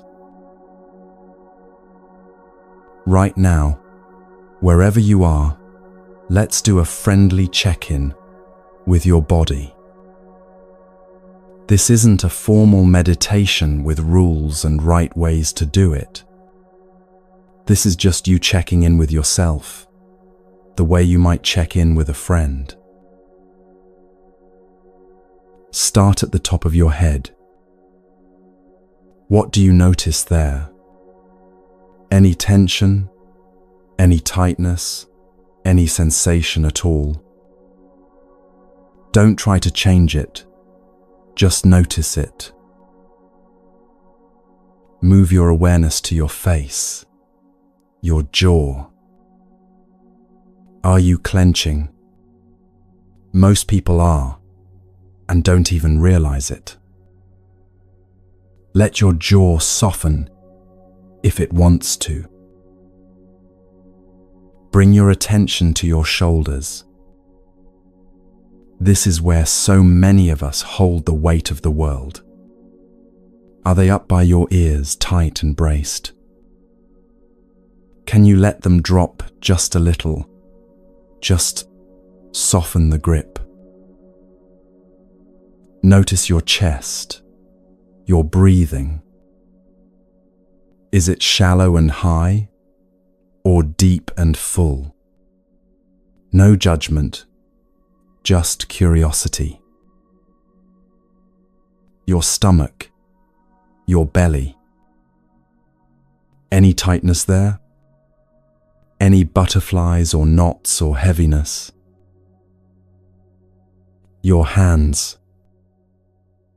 Are you making fists? Can you let them unfold? Let your fingers relax. Your legs, your feet. Can you feel them? Are they touching the ground? Can you sense the earth supporting you? That's it. That simple scan, that simple noticing is the practice. You might be surprised by what you discover. Places you didn't know were tense. Sensations you've been ignoring. For so long, they've become background noise. Areas of your body that feel almost numb because you've disconnected from them so completely. Buddhism recognizes 3 basic types of physical sensation: pleasant, unpleasant, and neutral.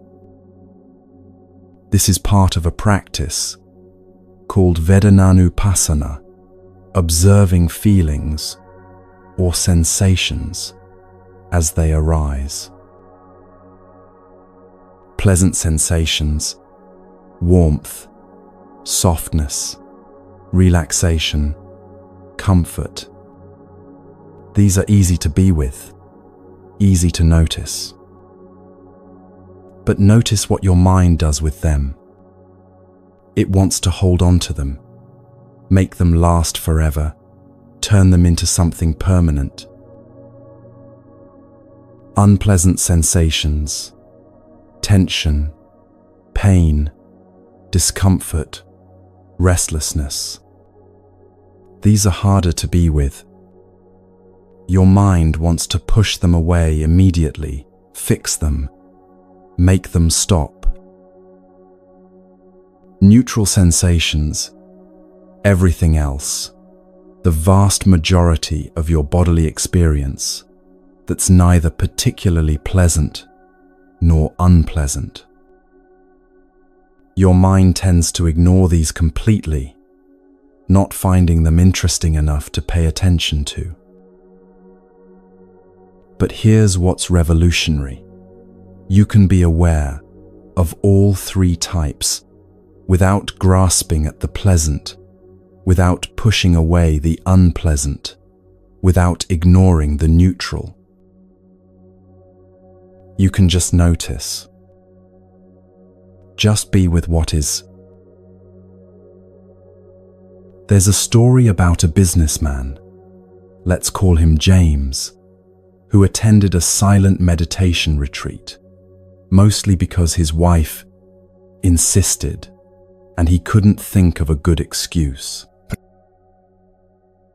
He spent his entire life in his head, analyzing, planning, strategizing, problem-solving. His body was just the thing that carried his brain from meeting to meeting. He exercised for health, ate for fuel, slept when absolutely necessary. On the 3rd day of the retreat, during a walking meditation practice, the teacher said something simple: feel your feet on the earth. James had walked millions of steps in his life, but he'd never actually felt his feet on the earth. So he tried. He slowed way down, felt the heel of his right foot touch the ground, felt his weight shift forward, felt his toes pressing into the earth, felt his left foot lift and move forward. And suddenly, without warning, he started weeping. He felt, for the first time in decades, that he actually existed, that he was real, that he had a body, that he was connected to something solid and true, that he wasn't just a floating head full of thoughts and worries and endless mental noise. Later he described it as the most profound experience of his life, more significant than his wedding, more moving than the birth of his children, more real than any success or achievement. Because in that moment, he'd come home to himself. This is the power of simple attention. You don't need to fix anything. You don't need to be more flexible, or stronger, or healthier, or different in any way. You just need to notice, to feel, to be present in your own physical experience. And when you do this, when you finally bring kind awareness to your body, after years of ignoring or criticizing or pushing it beyond its limits, the body responds. Tension that's been held for months or years begins to soften. Not because you forced it to, not because you tried really hard to relax, but because the body relaxes when it's finally heard, when it's finally met with gentleness instead of judgment or demand. It's like a child who's been crying for attention. Once you finally stop, kneel down, and really listen, the crying stops. Not because you fixed the problem or gave them what they wanted, but because they feel seen, heard, acknowledged. Your body is the same way. It doesn't need you to be perfect. It just needs you to pay attention. Now, let's talk about the simplest, most accessible practice in all of Buddhism, one that you've been doing since the moment you were born, one that will be with you until your last moment, one that's always available, no matter where you are or what's happening. Your breath. Not controlling it, not forcing it to be deep or slow or any particular way. Just befriending it, just noticing it. The Buddha taught breath awareness, called anapanasati, as one of the most fundamental practices for developing calm and insight. It's so simple that people often underestimate it. They think, that can't be enough. There must be something more complicated, something more advanced. But masters spend entire lifetimes with the breath and never exhaust its depths. Why is the breath so powerful? Because it's the bridge between your conscious and unconscious mind, between your voluntary and involuntary nervous system, between your body and your awareness. You can't control your heartbeat directly, but you can influence it through your breath. You can't tell your digestive system what to do, but breathing affects it. You can't command your anxiety to disappear, but you can shift your nervous system state through breathing. Your breath has been with you since birth. It will be with you until death. It's the most faithful companion you have, more reliable than any friend, any possession, any external circumstance. And it's always here, always now, always free. You don't need any equipment, any special location, any teacher present, any perfect conditions. Your breath is available in traffic, in meetings, in bed, at 3 a.m, in the middle of a panic attack, in moments of joy, in moments of grief. 3 conscious breaths can change your entire nervous system state. Not because breathing is magic, but because when you breathe slowly and intentionally, you send a direct signal to your vagus nerve, the main nerve of your parasympathetic nervous system, that says, "We're safe, we can rest, there's no emergency right now." Let's try it together right now. Not later, not when you have more time, but now.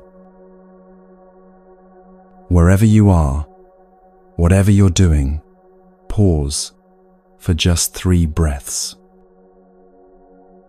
First breath.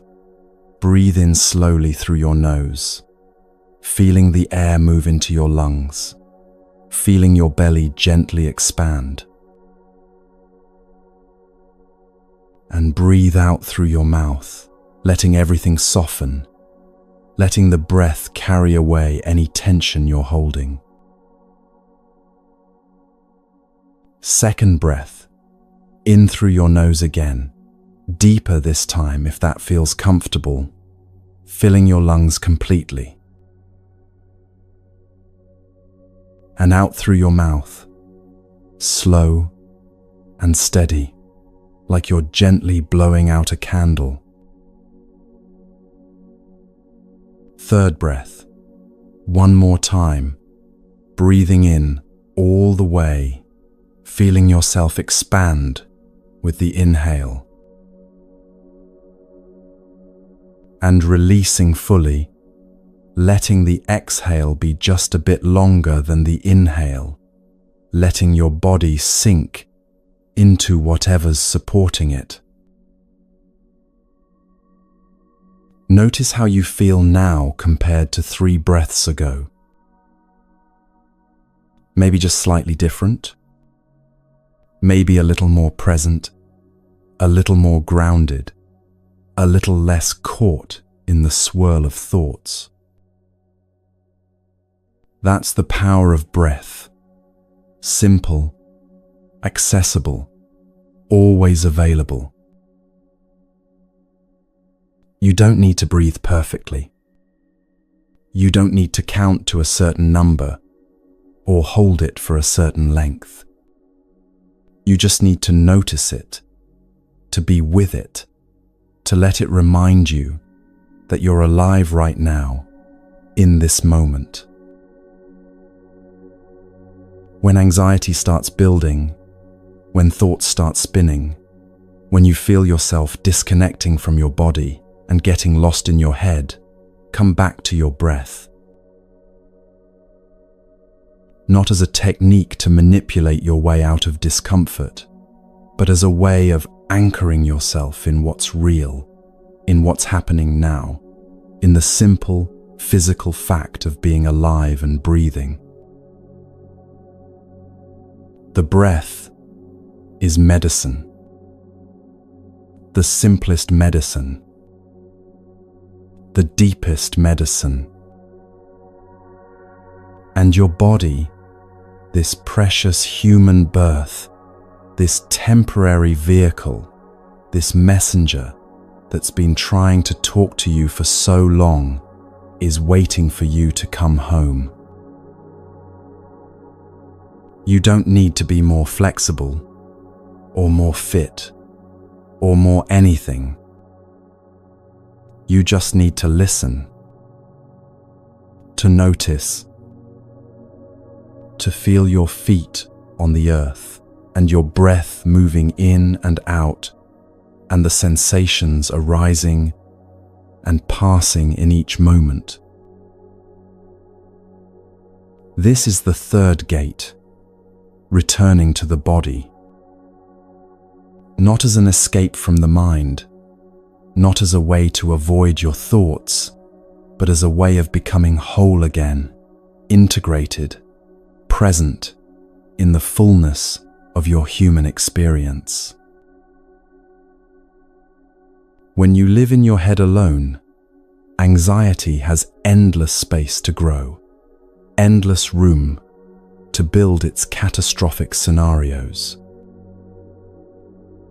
But when you come back to your body, when you feel the ground beneath you and the breath moving through you, you return to what's actually happening rather than what your mind fears might happen. And what's actually happening right now, in this moment, is almost always manageable, almost always okay. Your body knows this. It's been trying to tell you. And now, finally, you're beginning to listen.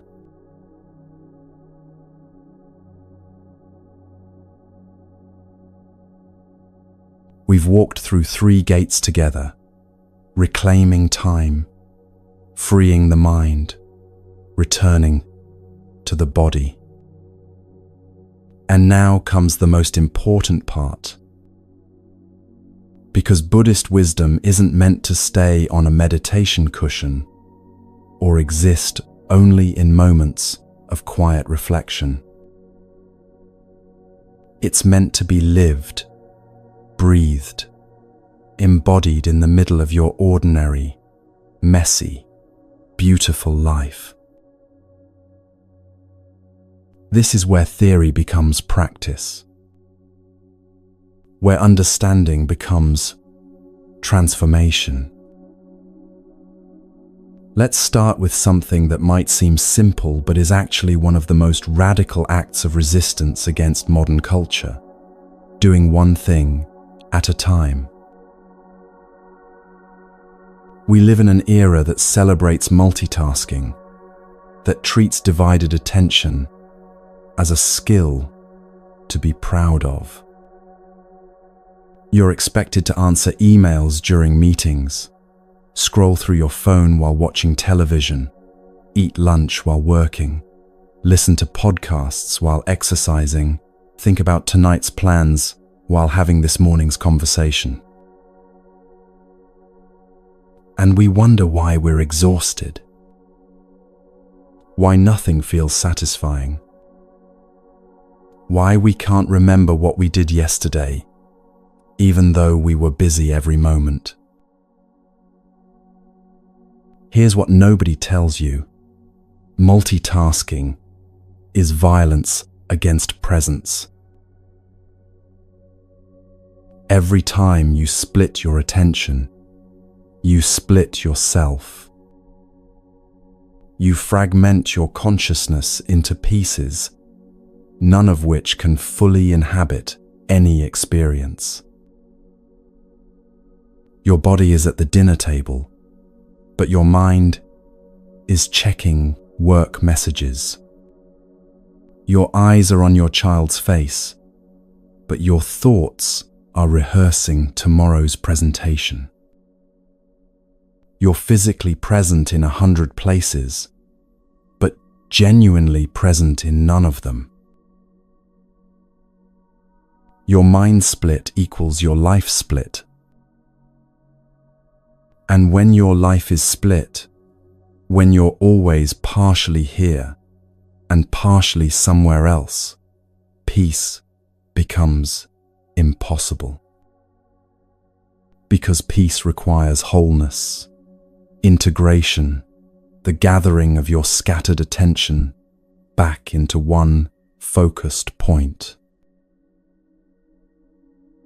In Japan, there's a traditional art called chanoyu, the way of tea. It's a ceremony that can take hours, and every movement is done with complete, undivided attention. The host heats the water, not while thinking about other things, but with full presence to the sound of water beginning to boil, the steam rising, the exact moment of readiness. They whisk the tea with total focus, feeling the texture change, seeing the color deepen, hearing the rhythm of the whisk against the bowl. They serve it with a bow that contains their entire being in that gesture of offering. And the guest receives it with equal presence, feeling the warmth of the bowl in their hands, seeing the green of the tea, smelling its earthy aroma, tasting it fully, one small sip at a time. An entire life contained in one cup of tea. This isn't about being Japanese or performing ceremonies. It's about understanding something the Buddha taught 2,500 years ago, and that we've almost completely forgotten. When walking, just walk. When eating, just eat. Not walking while planning. Not eating while working. Just this. Only this. Completely this. Why does this matter for anxiety? Because divided attention creates divided peace. When you're doing 3 things at once, your nervous system can't settle. It's constantly switching gears, constantly redirecting resources, constantly in a low-grade state of emergency, trying to track multiple threads simultaneously. You might feel busy, you might feel productive, but you're also creating the perfect conditions for chronic stress and background anxiety. There's also an existential exhaustion that comes from being nowhere fully. You're at work thinking about home. You're at home thinking about work. You're with your family, but mentally reviewing your to-do list. You're on vacation, but checking email. Where are you actually? Nowhere. And that nowhereness, that constant partial presence, that perpetual sense of being between places, rather than in any place, is exhausting in a way that no amount of sleep can fix. Let me give you something practical, something you can try today. Wash one dish with complete attention. Not the whole sink full, just one dish. Feel the temperature of the water on your hands. Notice the texture of the soap, the way it bubbles and spreads. See the light reflecting off the surface of the plate as you clean it. Hear the sound of water running, of your hands moving across ceramic or glass. Feel the weight of the dish, the smoothness, As food residue comes away, the satisfaction of seeing it become clean. Just one dish. Nothing else. No podcast in your ears. No phone nearby. No thoughts about what comes next. Just washing this one dish as if it's the most important thing in the world, because in this moment, it is. This isn't productivity advice. This isn't about becoming better at chores or time management. This is freedom practice. Because when you can bring your whole self to one simple task, when you can gather all your scattered attention into one focused moment, you discover something remarkable. You discover that the present moment is actually enough. That being fully here is more satisfying than being partially everywhere. That peace isn't found in getting everything done. It's found in being completely present for whatever you're doing right now. This is how you begin to live differently. One thing at a time. Completely. With your whole being gathered into this moment, this action, this breath. Now let's talk about a word that might be quietly running your entire life without you realizing it. Should. I should be further along by now.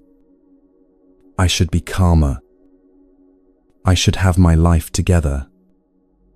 This shouldn't be so hard. They shouldn't have said that. The world shouldn't be this way. Every single should is a small act of violence against what is.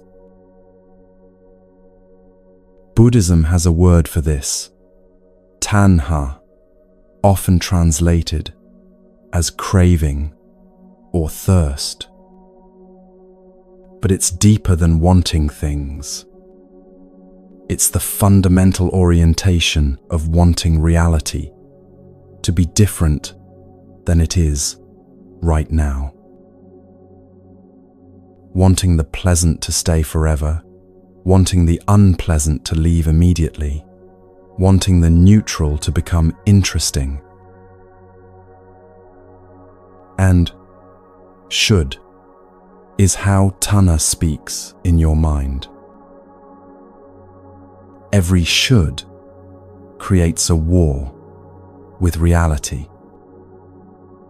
Reality says, this is what's happening. This. Your mind says, no, this should be different. And in that gap between what is and what you think should be, suffering takes root and grows. There's a story that's been told in Zen and Taoist traditions for centuries, and it illustrates this perfectly. There was an old farmer who had one horse. One day, the horse ran away. His neighbors came and said, "Such bad luck." The farmer replied, "Maybe." The next day, the horse returned, bringing 7 wild horses with it. The neighbors exclaimed, "Such good luck." The farmer said, "Maybe." The following day, the farmer's son tried to ride one of the wild horses and was thrown off, breaking his leg. The neighbors said, "Such bad luck." The farmer responded, "Maybe." The day after, Military officials came to the village to draft young men into the army, but the farmer's son was spared because of his broken leg. The neighbors said, "Such good luck." And the farmer said, "Maybe." This story points to something profound that the Buddha taught in the second noble truth. Suffering arises from tanha, from this constant craving for things to be other than they are. We're constantly judging reality, constantly comparing it to our mental model of how things should be, constantly generating suffering by arguing with what is. But what if you stopped? What if, like the farmer, you simply acknowledged what is, without immediately leaping to, "This is good," or "This is bad," or "This shouldn't be happening"? Now, let me be clear about something crucial. Acceptance doesn't mean approval. You can accept that something is happening right now without approving of it, without thinking it's good, without becoming passive or resigned.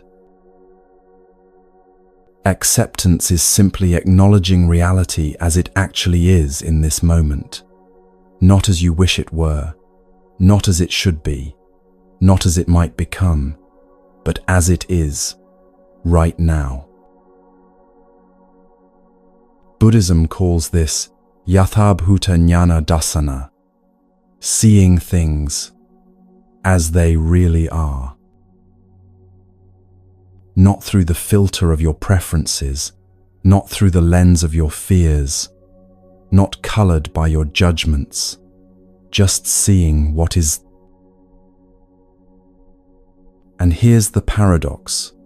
When you stop fighting what is, you actually gain more power to change it.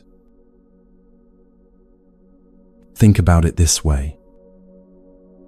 If you're standing in a river and constantly fighting against the current, saying, "This current shouldn't be this strong, this water shouldn't be this cold, this river should flow the other direction," you exhaust yourself. You use all your energy resisting rather than navigating. But if you accept the reality, okay, this is a strong cold river flowing in this direction, then you can work with what is. You can swim at an angle, use the current to your advantage, find the calmest path across. Your energy goes into wise action rather than futile resistance. Ask yourself right now, what in your life are you fighting against with the word should? What situation are you in that you keep telling yourself, this shouldn't be this way? What feeling are you having that you judge with, I shouldn't feel like this? What person in your life are you resisting with, they shouldn't be the way they are? And then ask the radical question, what if you stopped fighting? Not stopped caring, not stopped acting, but stopped arguing with reality. Stop spending your precious energy on the futile task of wishing things were different before you deal with them as they actually are. From acceptance comes clarity. When you're not using all your energy fighting what is, you can see what is more clearly. And from clarity comes wise action, action that's grounded in reality rather than in how you wish reality were. This releases enormous trapped energy. Think about how much energy you spend every day arguing with reality in your mind. Traffic shouldn't be this bad. My coworker shouldn't be so difficult. I shouldn't be this anxious. The weather shouldn't be like this. My body shouldn't hurt. I should be different, better, further along. All of that is energy that could be used for living, for being present, for taking wise action, for actually responding to reality rather than fighting with it. When you release the should, when you make peace with what is, you reclaim that energy, sen, and you discover something unexpected. Life becomes easier not because circumstances change, but because you've stopped making everything harder by resisting it first. Now let's talk about emotions, perhaps the most misunderstood aspect of human experience, and one of the primary sources of suffering. Your emotions are weather, not climate. This might be one of the most important things you learn from Buddhism, the difference between weather and climate, between temporary states and permanent identity. Right now, there's weather moving through you. Maybe it's calm and sunny. Maybe it's stormy and turbulent. Maybe it's foggy and unclear. But whatever the weather is right now, it's not who you are. It's not permanent. And it will change. The practice Buddhism teaches is called Vedananupassana, observing feelings or sensations without clinging to them. Remember when we talked about the body earlier? We mentioned 3 types of Vedana: pleasant, unpleasant, and neutral. This applies to emotions too. Pleasant emotions, joy, contentment, excitement, love. Your mind wants to grab these, hold on to them, make them permanent. I want to feel this way forever.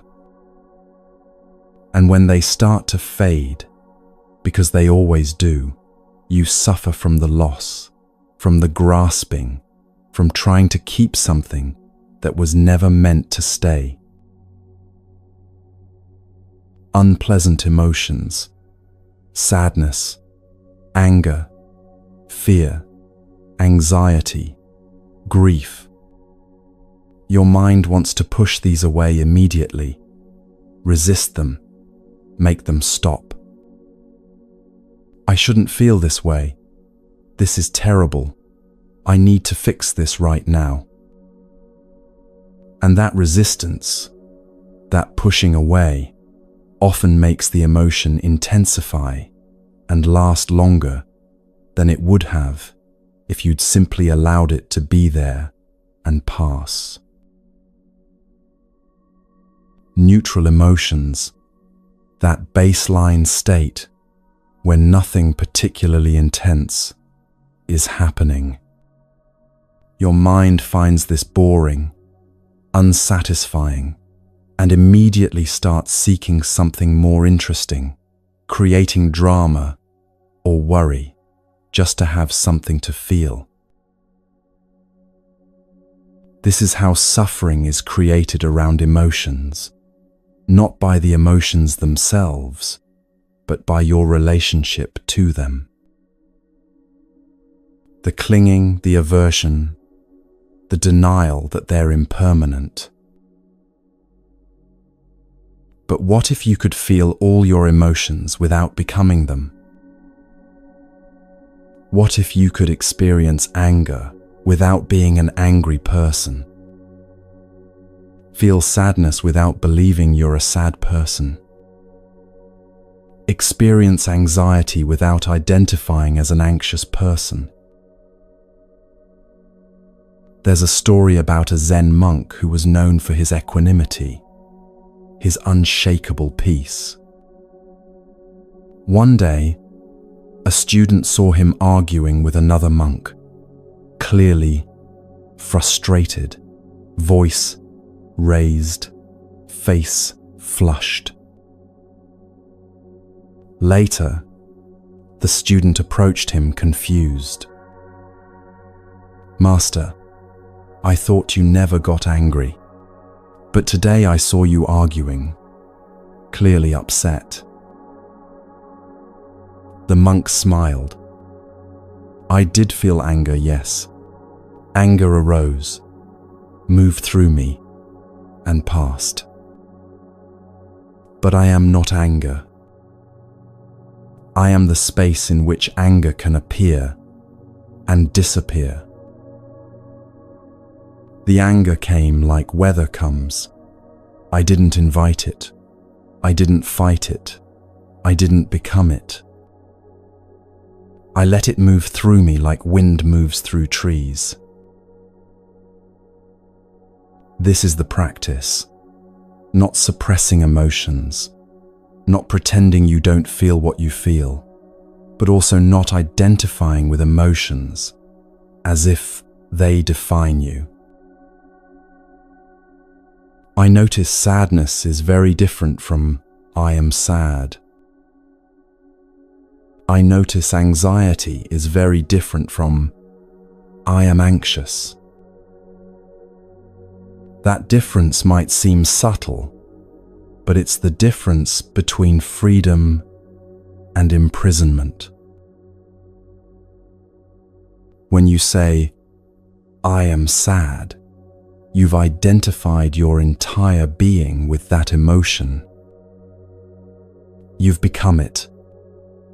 It defines you in that moment. And when you're identified with it, you can't see beyond it, can't remember that it's temporary, can't access the part of you that remains steady beneath all emotional weather.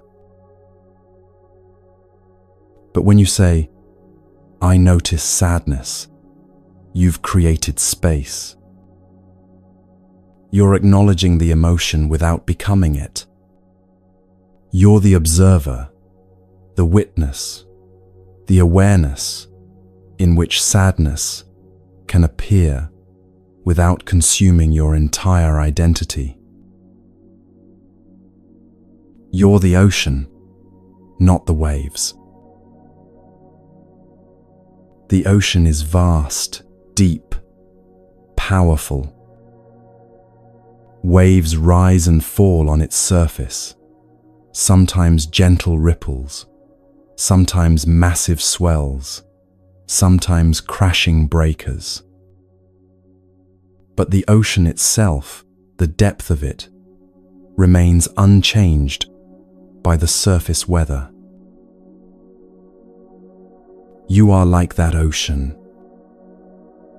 Your emotions are like the waves, real, powerful, worthy of attention, but not the totality of what you are. They rise from the depth, crest, and dissolve back into the depth. And you, the awareness, the consciousness, the depth itself, remain. This is what surfing means in Buddhist practice. You're not trying to stop the waves or calm the ocean, or achieve some impossible flat stillness. You're learning to ride the waves without drowning, to stay balanced as they lift you up and set you down. To respect their power without being destroyed by it. The practice is allowing. When an emotion comes, any emotion, can you allow it to be there without immediately trying to change it, fix it, push it away, or grasp onto it? Can you give it space to exist, to express itself, to move through you without resistance? This doesn't mean you act on every emotion. Feeling anger doesn't mean you have to yell at someone. Feeling fear doesn't mean you have to run away. Feeling attraction doesn't mean you have to pursue it. Allowing emotions doesn't mean letting them control your behavior. It means giving them permission to exist in your awareness without immediately reacting to them or trying to make them disappear. And here's what's beautiful. When you allow emotions to be there without resistance, they complete their natural cycle faster. Emotions are designed to arise, peak, and pass. That's their nature. Like waves, like weather, like everything else in this impermanent universe. But when you resist them, when you fight them, or suppress them, or try to think your way out of them, you interrupt their natural cycle. You trap them, and they stay longer, grow stronger, become more problematic. When you allow them, yes, sadness, you can be here, I won't fight you, they complete their journey and naturally dissolve. They come. They peak. They pass. Always. Nothing in your emotional life is permanent, except your capacity to be aware of it all. The joy you feel today will fade.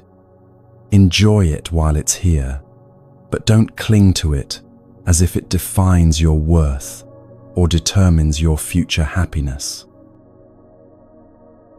The sadness you feel today will also fade.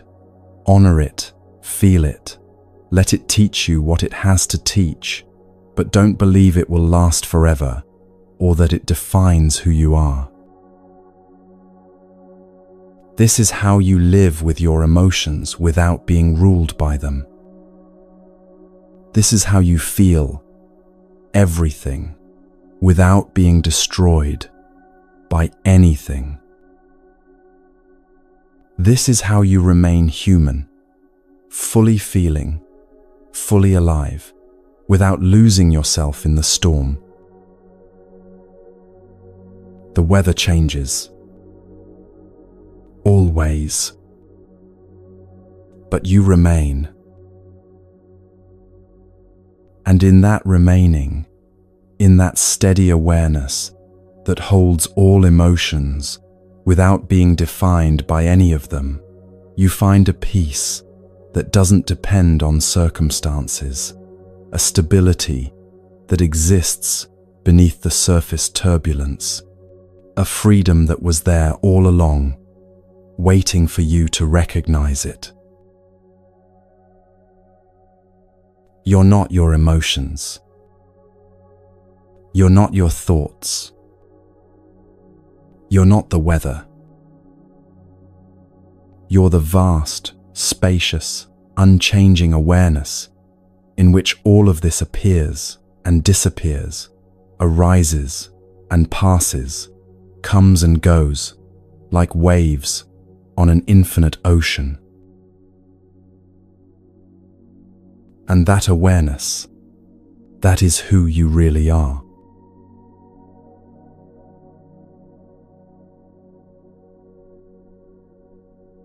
There's a teaching at the very heart of Buddhism that, once understood, changes everything about how you experience life, anxiety, joy, pain, and every moment in between.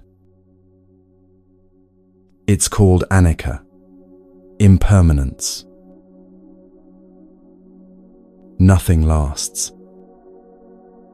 Nothing stays. Everything that arises will also pass away. Everything that comes together will eventually come apart. Every beginning contains its ending, and every ending contains the seeds of a new beginning. This isn't meant to be depressing. In fact, it's the opposite. It's one of the most liberating truths you'll ever encounter. The Buddha taught what are called the 3 marks of existence, 3 characteristics that apply to absolutely everything in this universe, including you, including your anxiety, including every experience you've ever had or ever will have. The first mark is anicca, impermanence. Nothing lasts forever. Not pain, not pleasure, not this body, not this mind state, not this relationship, not this job, not this moment. Everything is in constant flux, constantly changing, constantly becoming something else. The second mark is dukkha, often translated as suffering, but more accurately understood as unsatisfactoriness. And here's the connection. Suffering arises when we cling to things that are impermanent, as if they were permanent. When we try to hold on to the pleasant moments as if they'll never end, or when we resist the unpleasant moments as if they'll last forever, we create suffering. The third mark is anatta, non-self or not self. You are not your temporary states. You are not the anxiety you feel today, the sadness that visited yesterday, the joy that might come tomorrow. These are all temporary weather patterns moving through the vast sky of your awareness. They come, they go, but the awareness itself, that which witnesses all of this, remains. These 3 marks work together, and understanding them transforms your relationship with anxiety specifically and with life in general. Let me share a story about a mother who learned this teaching not from a book or a teacher, but from watching leaves fall. Her name was Chen, and she'd been struggling with profound grief after her teenage daughter was diagnosed with a chronic illness. Every day felt heavy, impossible, like walking through mud that never ended. She was drowning in the fear of what might happen, the anger at what had happened, the desperate wish that things could go back to how they were before. One autumn afternoon, sitting in her backyard, she watched leaves falling from the old maple tree. One by one, they released their grip on the branches and drifted down, some spinning, some gliding, each one making its own unique journey to the ground. She watched a particular leaf, bright red, beautiful, still clinging to a high branch. It held on through several gusts of wind, trembling but refusing to let go. She found herself identifying with that leaf, thinking about how she was holding on too, refusing to accept what was happening, fighting against the reality of her daughter's illness. And then the leaf let go. Not because it was forced, not because it gave up, but because it was time. It released, and instead of falling with violence or tragedy, it floated, graceful, gentle, finding its way down in its own time, landing softly on the earth where it would become nourishment for the tree's roots, helping new life grow when spring came. In that moment, Chen understood something profound. Everything has its season. Everything changes. Her daughter's health had changed and would continue to change, and fighting against that change was exhausting her, preventing her from being fully present for the life that was actually happening right now. She couldn't control whether her daughter got better or worse, but she could stop clinging to how things used to be. She could stop resisting how things were now. She could, like the leaf, release her grip and trust the process, even when she couldn't see where it would lead. This is the wisdom of impermanence. It's not about giving up or becoming passive. It's about recognizing what's true, what's real, what you can and cannot control. And in that recognition, finding a different kind of peace. You know the phrase, "This too shall pass." You've probably heard it 1,000 times, maybe even said it to yourself or others.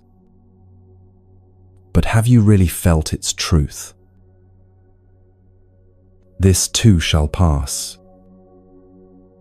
Both the pain and the joy.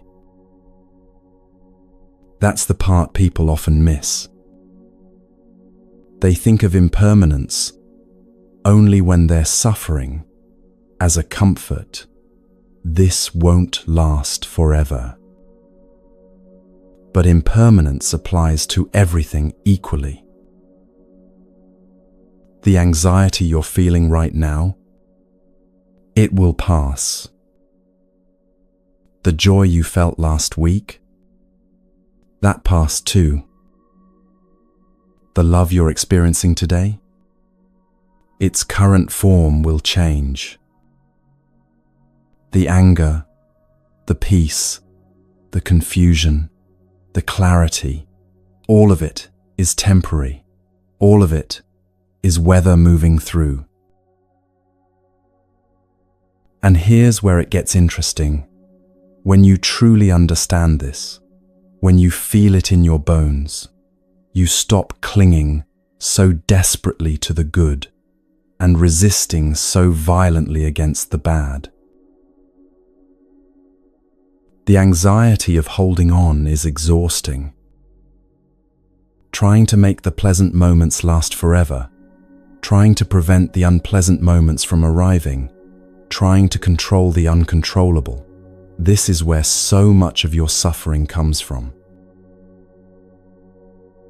But the peace of letting go, that's spacious.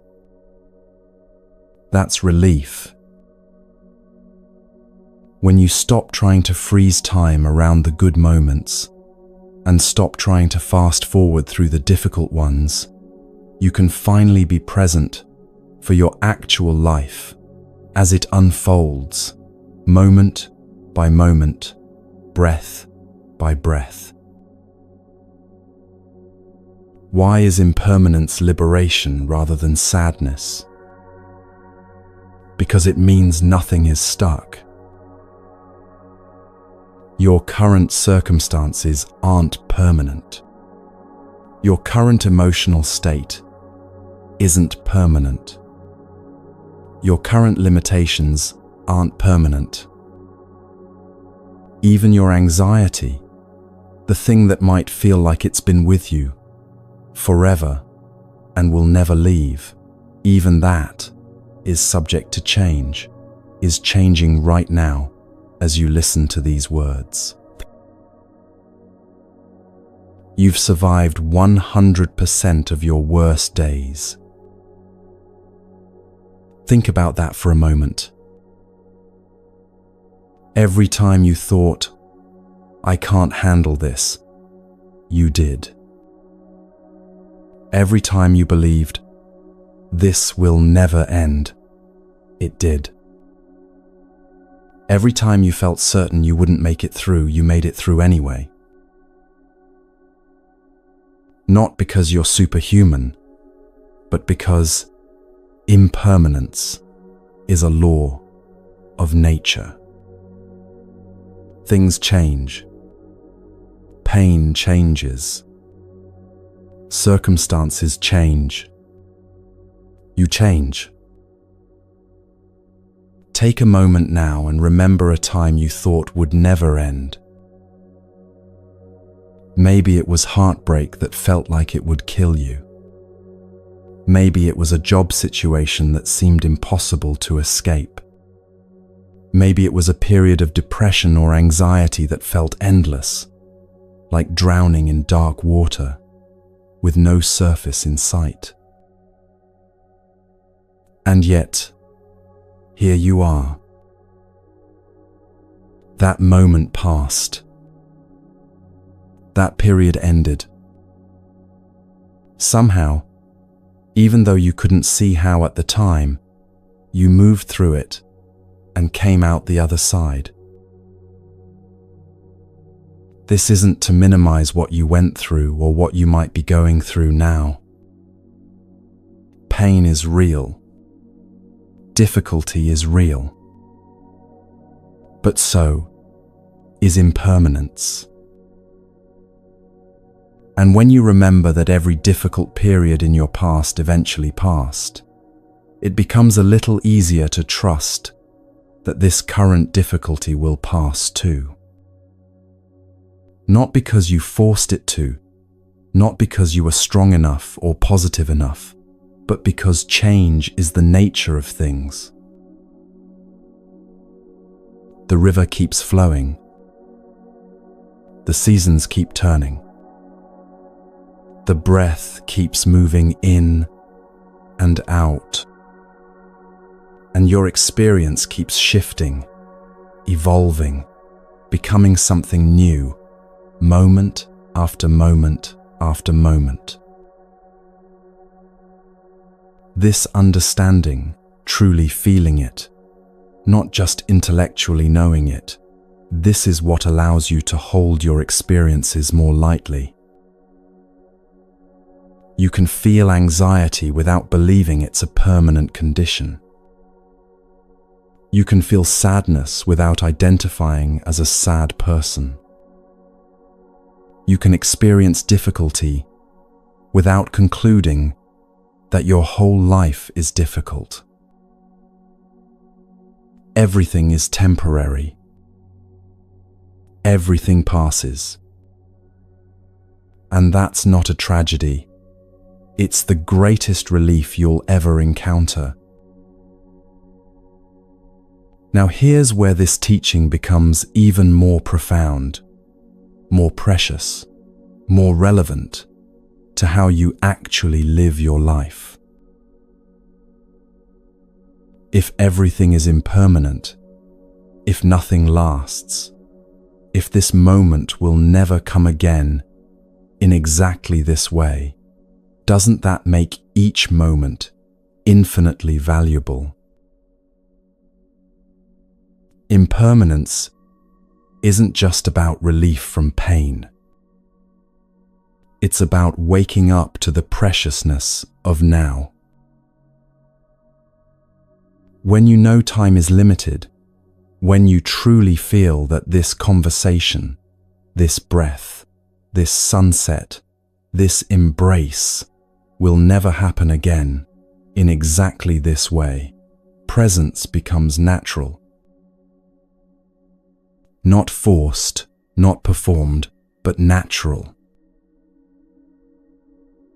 You stop postponing your life. You stop saying, "I'll be happy when," "I'll relax after," "I'll appreciate things once." Because you realize that there is no guaranteed future moment where everything will be perfect, and you'll finally allow yourself to be present. There's only now. This now. This breath that's happening right now and will never happen again.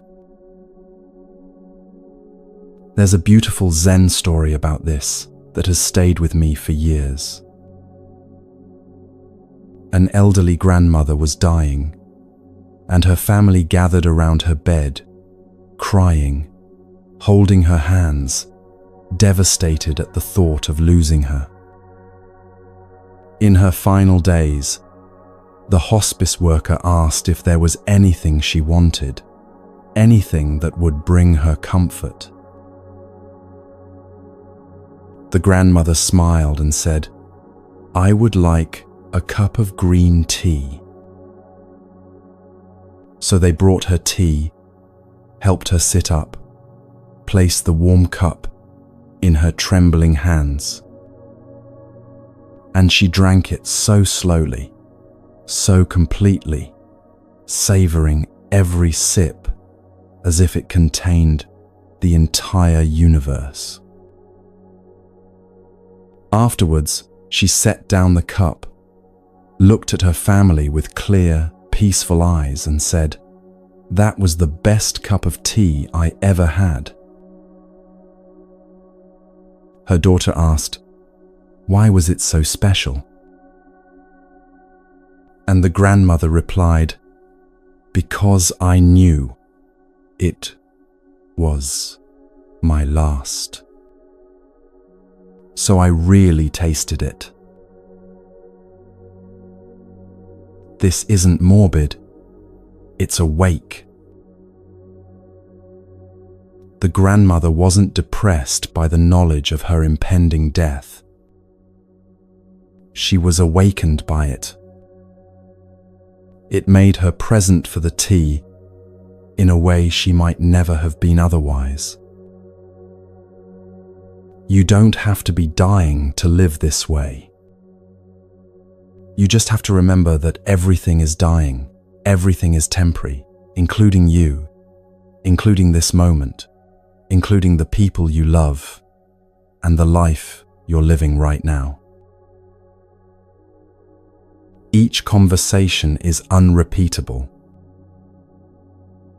You'll never have this exact exchange with this person again, even if you talk to them every day for the rest of your life. This version of them, this version of you, this moment in time, it's happening once. Each breath is a gift. Not metaphorically, but literally. You're breathing right now, and you have no guarantee of the next breath, even though you assume it will come. Each inhale, each exhale is a gift you're receiving moment by moment. When you understand impermanence deeply, gratitude becomes effortless. Not because you're trying to be positive or spiritual, but because you genuinely recognize how precious and fragile and temporary everything is. Let me ask you something right now, and really take a moment to consider it. What are you grateful for right now? Not what should you be grateful for, according to someone else's standards, not what you're supposed to appreciate, but what actually touches your heart in this moment. Maybe it's something big, your health, your loved ones, a roof over your head. Maybe it's something small, the softness of the blanket you're wrapped in, the sound of rain outside, the fact that you have time to listen to this right now. Whatever it is, let yourself feel it for a moment. Not just think about it, but feel the appreciation in your body, in your heart. And then remember, this thing you're grateful for is also impermanent. It won't last forever in its current form, which makes it even more precious, doesn't it? This is the practice, holding everything lightly, but appreciating it deeply.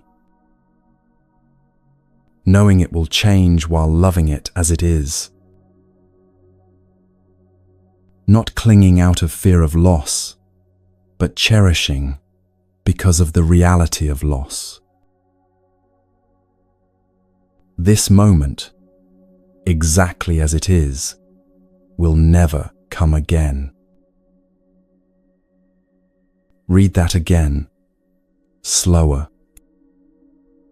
This moment, exactly as it is, will never come again.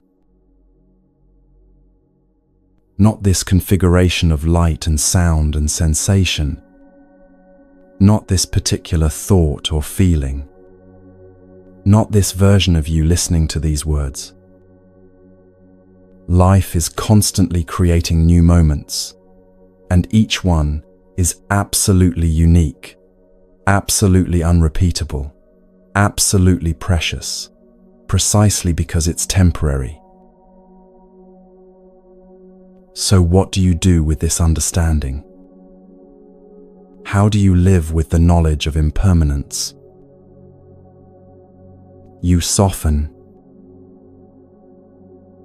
You soften your grip on how things should be and open your hands to how things are. You soften your resistance to change and become more flexible, more flowing, more like water that adapts to whatever container it finds itself in. You soften into the preciousness of now. Not in a desperate way, not trying to squeeze every drop of meaning out of each moment until you're exhausted, but in a gentle way, just being here, just noticing, just appreciating that you're alive right now, that you can feel and think and breathe and experience this extraordinary thing called existence. The anxiety you carry often comes from trying to make things permanent that aren't, trying to control the uncontrollable, trying to guarantee a future that can't be guaranteed. But when you accept impermanence, really accept it, not just understand it intellectually, something releases. You can love without clinging. You can care without controlling. You can hope without demanding. You can live fully while holding it all lightly, knowing that nothing lasts, and that's exactly what makes it beautiful.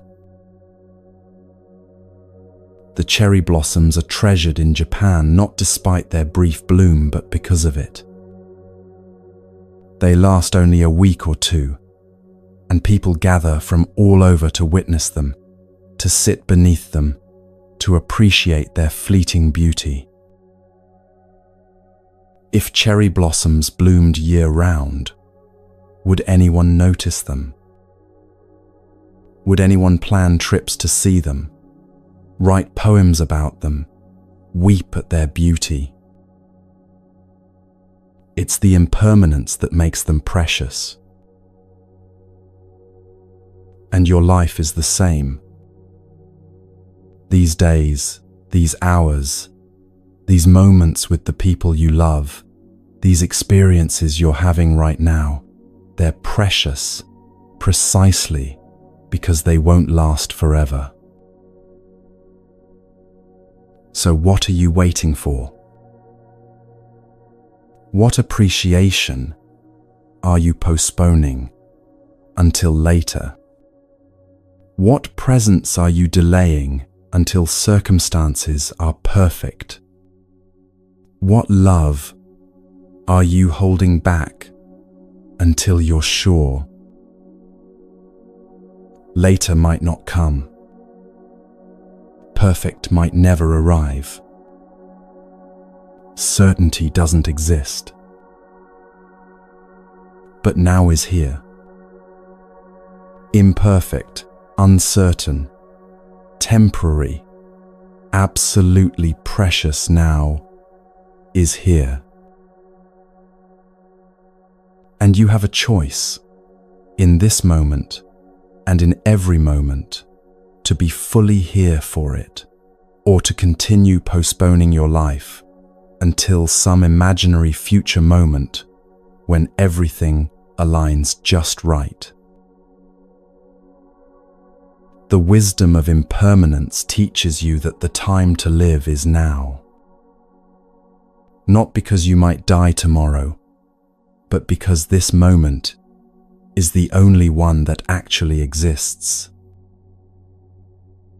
Yesterday is gone, tomorrow hasn't arrived, and this moment, this precious, fleeting, unrepeatable moment, is all you ever really have.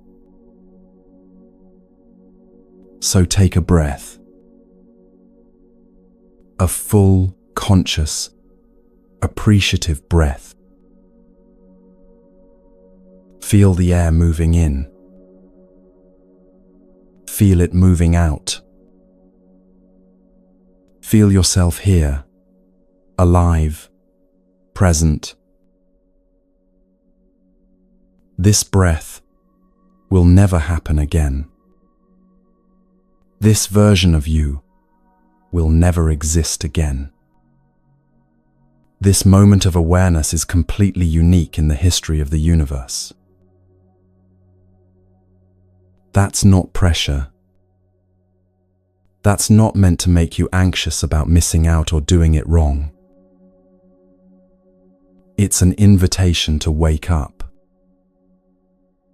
to be here, to let the preciousness of impermanence soften you into deeper presence, deeper appreciation, deeper love for this temporary, beautiful, constantly changing life you've been given. Everything passes. The pain passes. The joy passes. This moment passes. And that's not sad. That's the great relief, the great liberation, the great invitation to stop waiting and start living. Right now, right here, in this impermanent, precious, absolutely unrepeatable moment.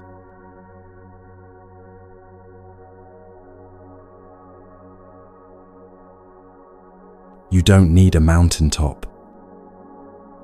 You don't need a monastery in Tibet or a silent retreat center in the forest. You don't need to quit your job, leave your family, or change your entire life to find the peace you're seeking.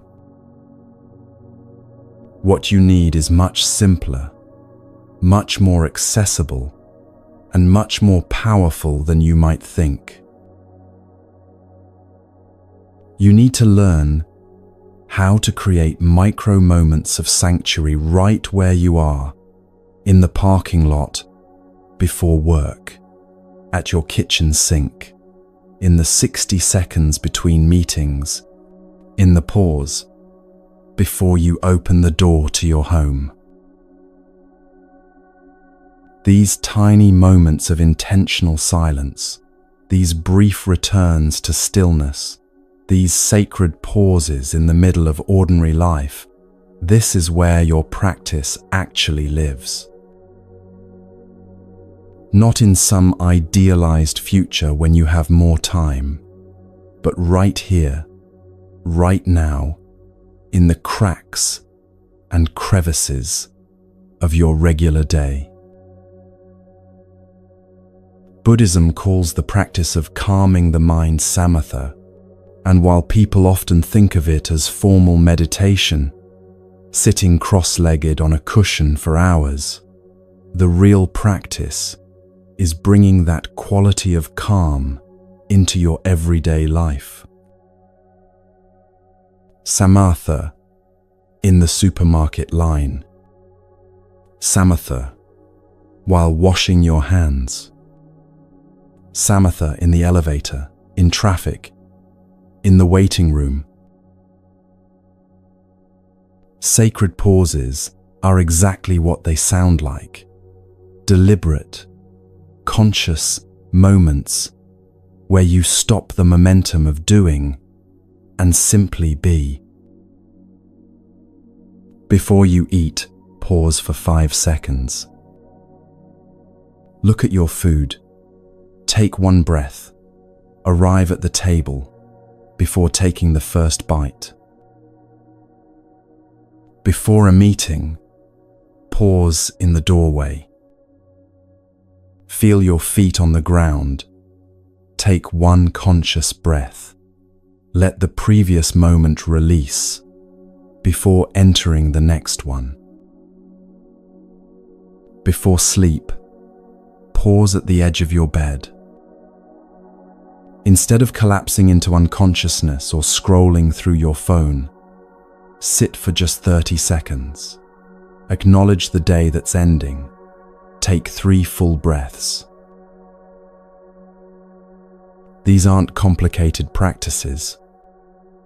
They don't require training or special circumstances. They're simply moments of remembering to be present, remembering that you have a body and breath, remembering that you can choose calm even when everything around you is chaos. Research shows that 60 seconds of intentional quiet can reset your nervous system. Just 60 seconds. 1 minute of conscious breathing, of silence, of presence, and your heart rate variability improves. Your stress hormones begin to decrease. Your parasympathetic nervous system comes online. You have 60 seconds. You might think you don't, but you do. You just haven't made them sacred yet.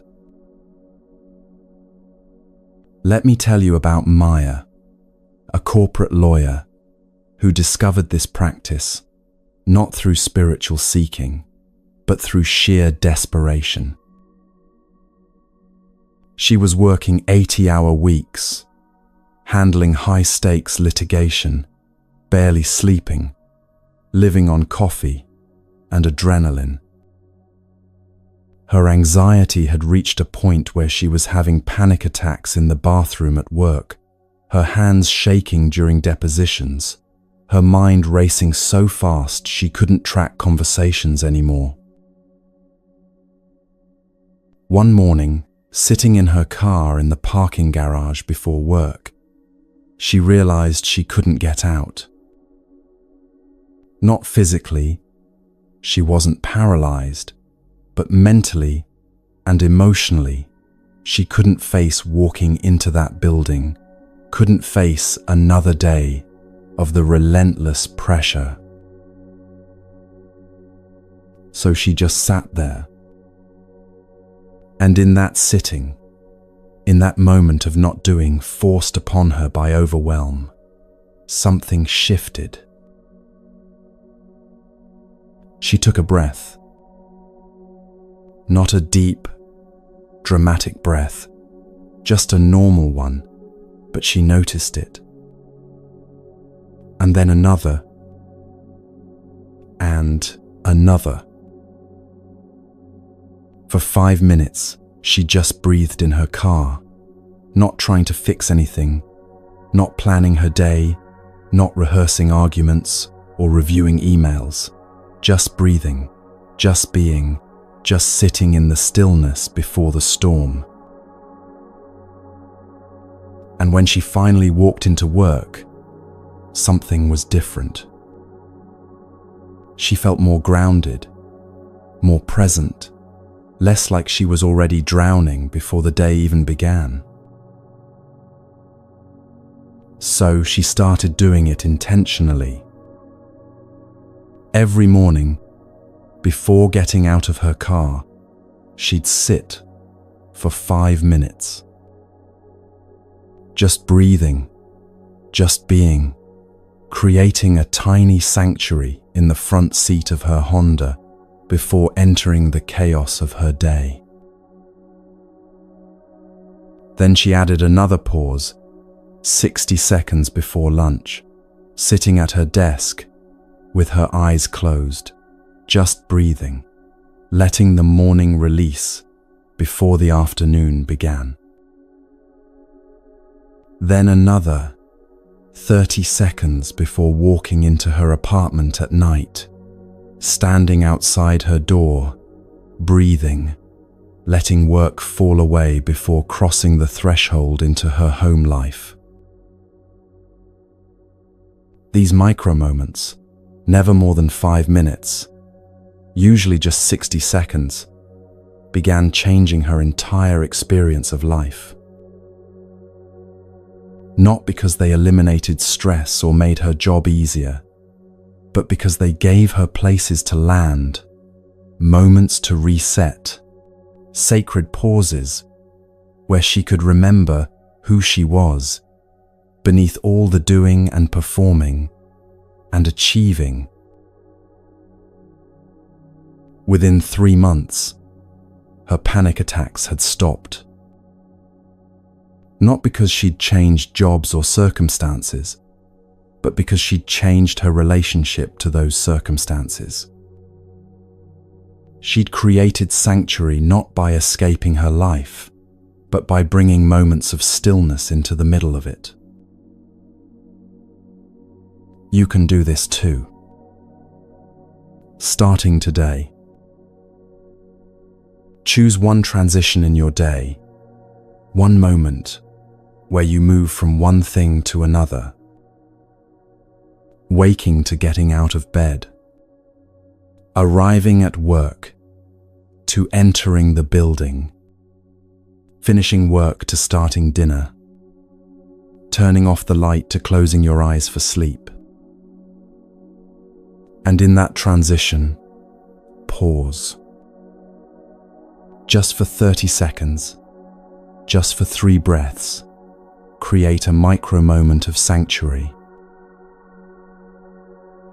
You don't need to do it perfectly. You don't need to feel immediately calm or enlightened or different. You just need to do it, to pause, to breathe, to remember that you're here, that you're alive, that you can access stillness even in the middle of motion. These moments accumulate like drops of water filling an ocean. One pause doesn't seem like much, but one pause every day for a week, then a month, then a year, You're training your nervous system, training your mind, training your entire being to know that stillness is available, that peace is accessible, that sanctuary isn't a place you have to travel to, but a quality of attention you can cultivate anywhere. You're training your mind to come home. Home to your body, home to your breath, home to the present moment, home to the awareness that's been here all along, underneath all the noise and rushing and worry. This is how you build a practice that actually lasts, not by making grand commitments you can't keep, not by trying to meditate for an hour every morning when you barely have 10 minutes, but by planting small seeds of stillness throughout your day. Seeds that grow, that root down, that eventually transform the entire landscape of your inner life. Now let's talk about something equally important: the environment you're cultivating your practice within, the people you're surrounding yourself with, the energies you're exposing your nervous system to day after day. Buddhism has a beautiful term for this, kalyana mittata, which translates to spiritual friendship or good companionship. The Buddha said that good friends, good companions, good comrades in the spiritual life are not just helpful to the path, they are the entire path. Why? Because your nervous system is porous. You absorb the energy of the people around you, the environments you inhabit, the conversations you participate in, the media you consume, the spaces you spend time in. You can't help it. It's how humans are designed, how we've survived as a social species. We regulate each other. When you're around someone who's anxious, who's speaking quickly, breathing shallowly, radiating stress from every pore, your nervous system picks up on that and starts to mirror it. Your heart rate increases, your breathing shallows, your muscles tense, all without conscious thought, just through proximity. But the opposite is also true. When you're around someone who breathes slowly, who speaks calmly, who has a quality of presence and groundedness, your nervous system responds to that too. You start breathing deeper without trying. Your shoulders relax. Your mind quiets. Their calm becomes contagious, teaching your system that it's safe to settle, safe to rest, safe to be present. This is why choosing your environment wisely isn't selfish. It's essential. You're not trying to isolate yourself from everyone who's struggling or avoid all difficulty. But you are making conscious choices about who and what you expose yourself to regularly, especially during times when your own nervous system needs support, when your own practice needs protection. Think about the words that surround you daily. Are they words that calm or words that agitate? Words of encouragement or constant criticism? Words of possibility or words of catastrophe? The Buddha taught about right speech as part of the Eightfold Path, speech that's truthful, helpful, kind, and timely. Not as a moral rule to follow, but as recognition that words have power, that they shape reality, that the linguistic environment we create affects the mental and emotional environment we inhabit. If you're constantly surrounded by gossip, complaint, cynicism, negativity, fear-mongering, your mind starts to take that shape. If you're regularly around words of kindness, curiosity, possibility, calm presence, your mind begins to reflect those qualities instead. The same applies to physical environments. A cluttered, chaotic space creates internal clutter and chaos. A clean, simple space with soft light and room to breathe invites your nervous system to settle. You don't need an Instagram-perfect minimalist aesthetic. You just need intentionality, creating spaces that support your practice rather than undermining it. A corner where you can sit quietly for a few minutes, without distraction. A bedroom that's actually restful, not filled with screens and stimulation. A kitchen where you can prepare and eat food with presence, rather than in front of a television or computer. Small changes in environment create significant changes in nervous system state.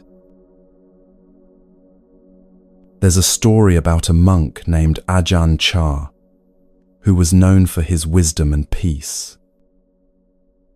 When he was younger, he spent years going from teacher to teacher, monastery to monastery, seeking the perfect environment for enlightenment. He'd arrive at a monastery, practice intensely for months, then decide the environment wasn't quite right, too noisy, too quiet, too many rules, not enough structure, wrong kind of meditation, and he'd leave to find the next place. This went on for years until he met an old teacher in the forest who asked him a simple question: are you looking for the perfect place, or are you looking for peace? Ajahn Chah realized he'd been confusing the two. He'd been believing that peace would come from external circumstances, that if he just found the right environment, the right community, the right conditions, then his mind would settle. But the teacher showed him something different. You create the environment through your practice, through your presence, through the quality of attention you bring. Certainly, some environments support that more than others, and choosing wisely matters.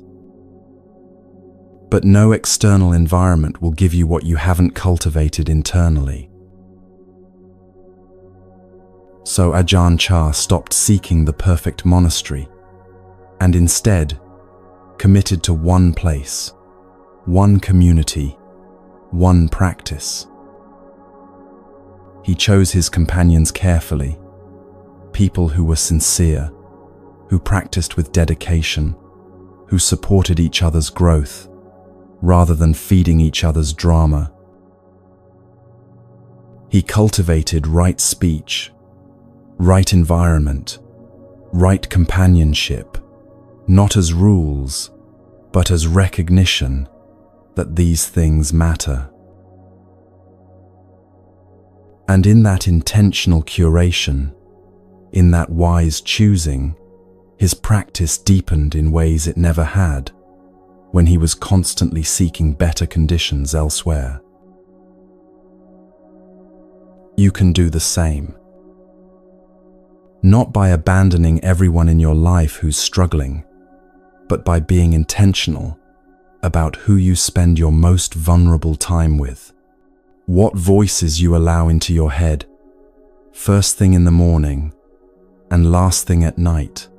What environments you create and maintain. Setting boundaries is compassion, not selfishness. Saying no to environments that dysregulate you isn't mean, it's wise. Limiting time with people who constantly stir up anxiety, who criticize rather than encourage, who pull you away from your center rather than supporting you to return to it. That's not abandonment, that's self-respect. You're not responsible for fixing everyone else's nervous system, but you are responsible for tending to your own. And when you surround yourself with calm people, calm spaces, calm words, calm practices, you're teaching your system what calm feels like, giving it permission to settle, showing it that peace is possible, that presence is natural, that you don't have to live in constant high alert just because the world is chaotic. Calm is contagious, but so is chaos. Choose wisely what you want to catch. Now we come to perhaps the most important teaching of all, one that brings together everything we've explored over these hours together. Just before the Buddha died, his students gathered around him, devastated, asking what they should do without him, who would guide them, where they should turn for wisdom. And he said something that's been passed down for 2,500 years. Atta Deepa. Be a lamp unto yourself. Or as it's sometimes translated, be your own light. This wasn't dismissive or distant. It was the deepest teaching he could give, that the guidance you seek, the peace you long for, the clarity you need, it's not outside you. It has never been outside you. When the outer world is chaos, and it often is, inner stability is not just possible, it's your birthright. You're not creating sanctuary through these practices. You're recognizing that you are the sanctuary. You are the space of awareness in which all experience arises and passes. You are the stillness that holds the storm, the sky that contains all weather, the light that illuminates everything without being dimmed by anything. This isn't self-help affirmation. This isn't positive thinking or manifesting or trying to convince yourself of something that's not true. This is seeing what's always been true, what you've simply forgotten or never been taught to recognize.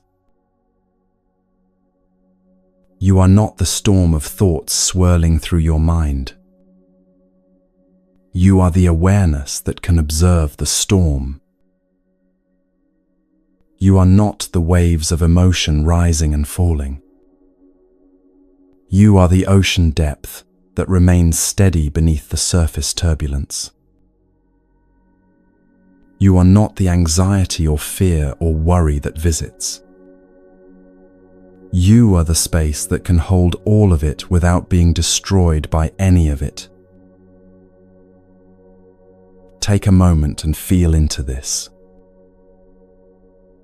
Not with your thinking mind, but with your direct experience. Right now, in this moment, there's awareness here.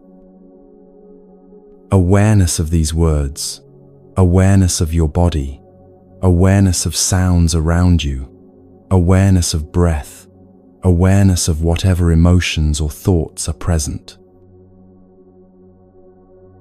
That awareness, who or what is that? It's not a thought, because you can observe your thoughts. It's not an emotion, because you can feel emotions arise within it. It's not your body, because you can sense your body as an object of awareness. It's the witnessing presence, the consciousness itself, the space in which all experience happens. And that has always been here. That has never been touched by any of the content that moves through it. You could call it awareness, consciousness, presence, your true nature, Buddha nature. The name doesn't matter. What matters is recognizing it, resting in it, knowing yourself as that, rather than as the temporary contents that move through it. I am the space that can hold it all. Not as an affirmation you're trying to believe, but as recognition of what's already true. This capacity to hold, to witness, to be present for everything, without being overwhelmed by anything, it's not something you need to develop, or achieve, or earn. It's been here all along. Practice doesn't create it. Practice reveals it. All these teachings, all these practices, the slowing down, the presence, the observation of mind, the returning to body, the recognition of impermanence, the micro moments of sanctuary. None of it is making you into something you're not. It's all just clearing away the clouds so you can see the sky that's been here the whole time.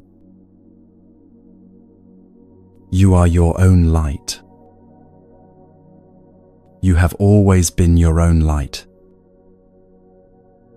And the greatest gift of Buddhist practice is not that it gives you something new, but that it shows you what you've always had, but forgot how to see. The anxiety, the thoughts, the emotions, the experiences, these are all weather patterns moving through the vast sky of your awareness. Real, powerful, worthy of attention and respect, but not who you are. You are the sky itself. Vast, spacious, unchanging beneath all the changing forms. And in that recognition, in that knowing yourself as awareness rather than as the contents of awareness, you find the sanctuary you've been seeking all along. Not somewhere else. Not in perfect circumstances. Not when everything is finally calm. Right here. Right now. In the midst of whatever is happening. You are the space that can hold it all. You always have been. And you always will be.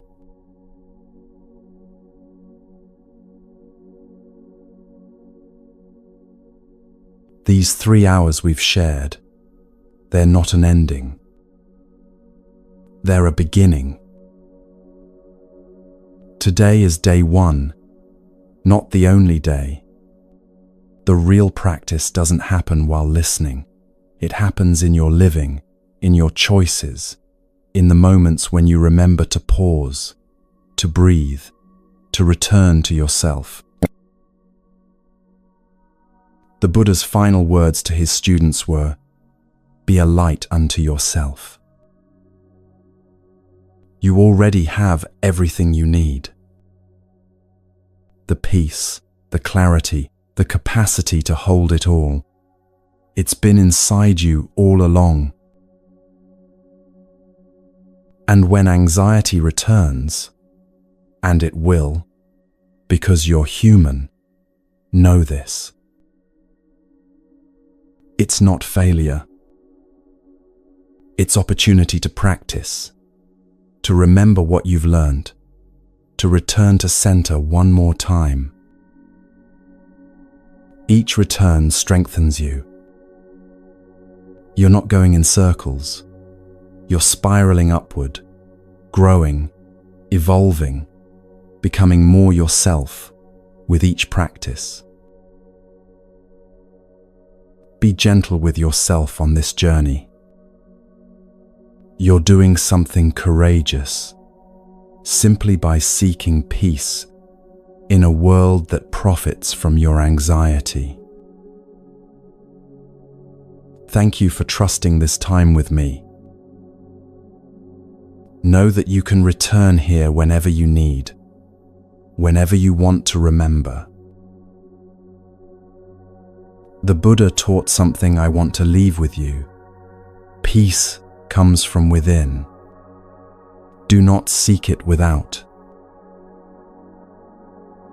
If this resonated with you, leave a simple comment, maybe just the words, "I am calm," and know you're part of a community, all of us breathing through this together. May you be peaceful. May you be present. May you remember who you truly are.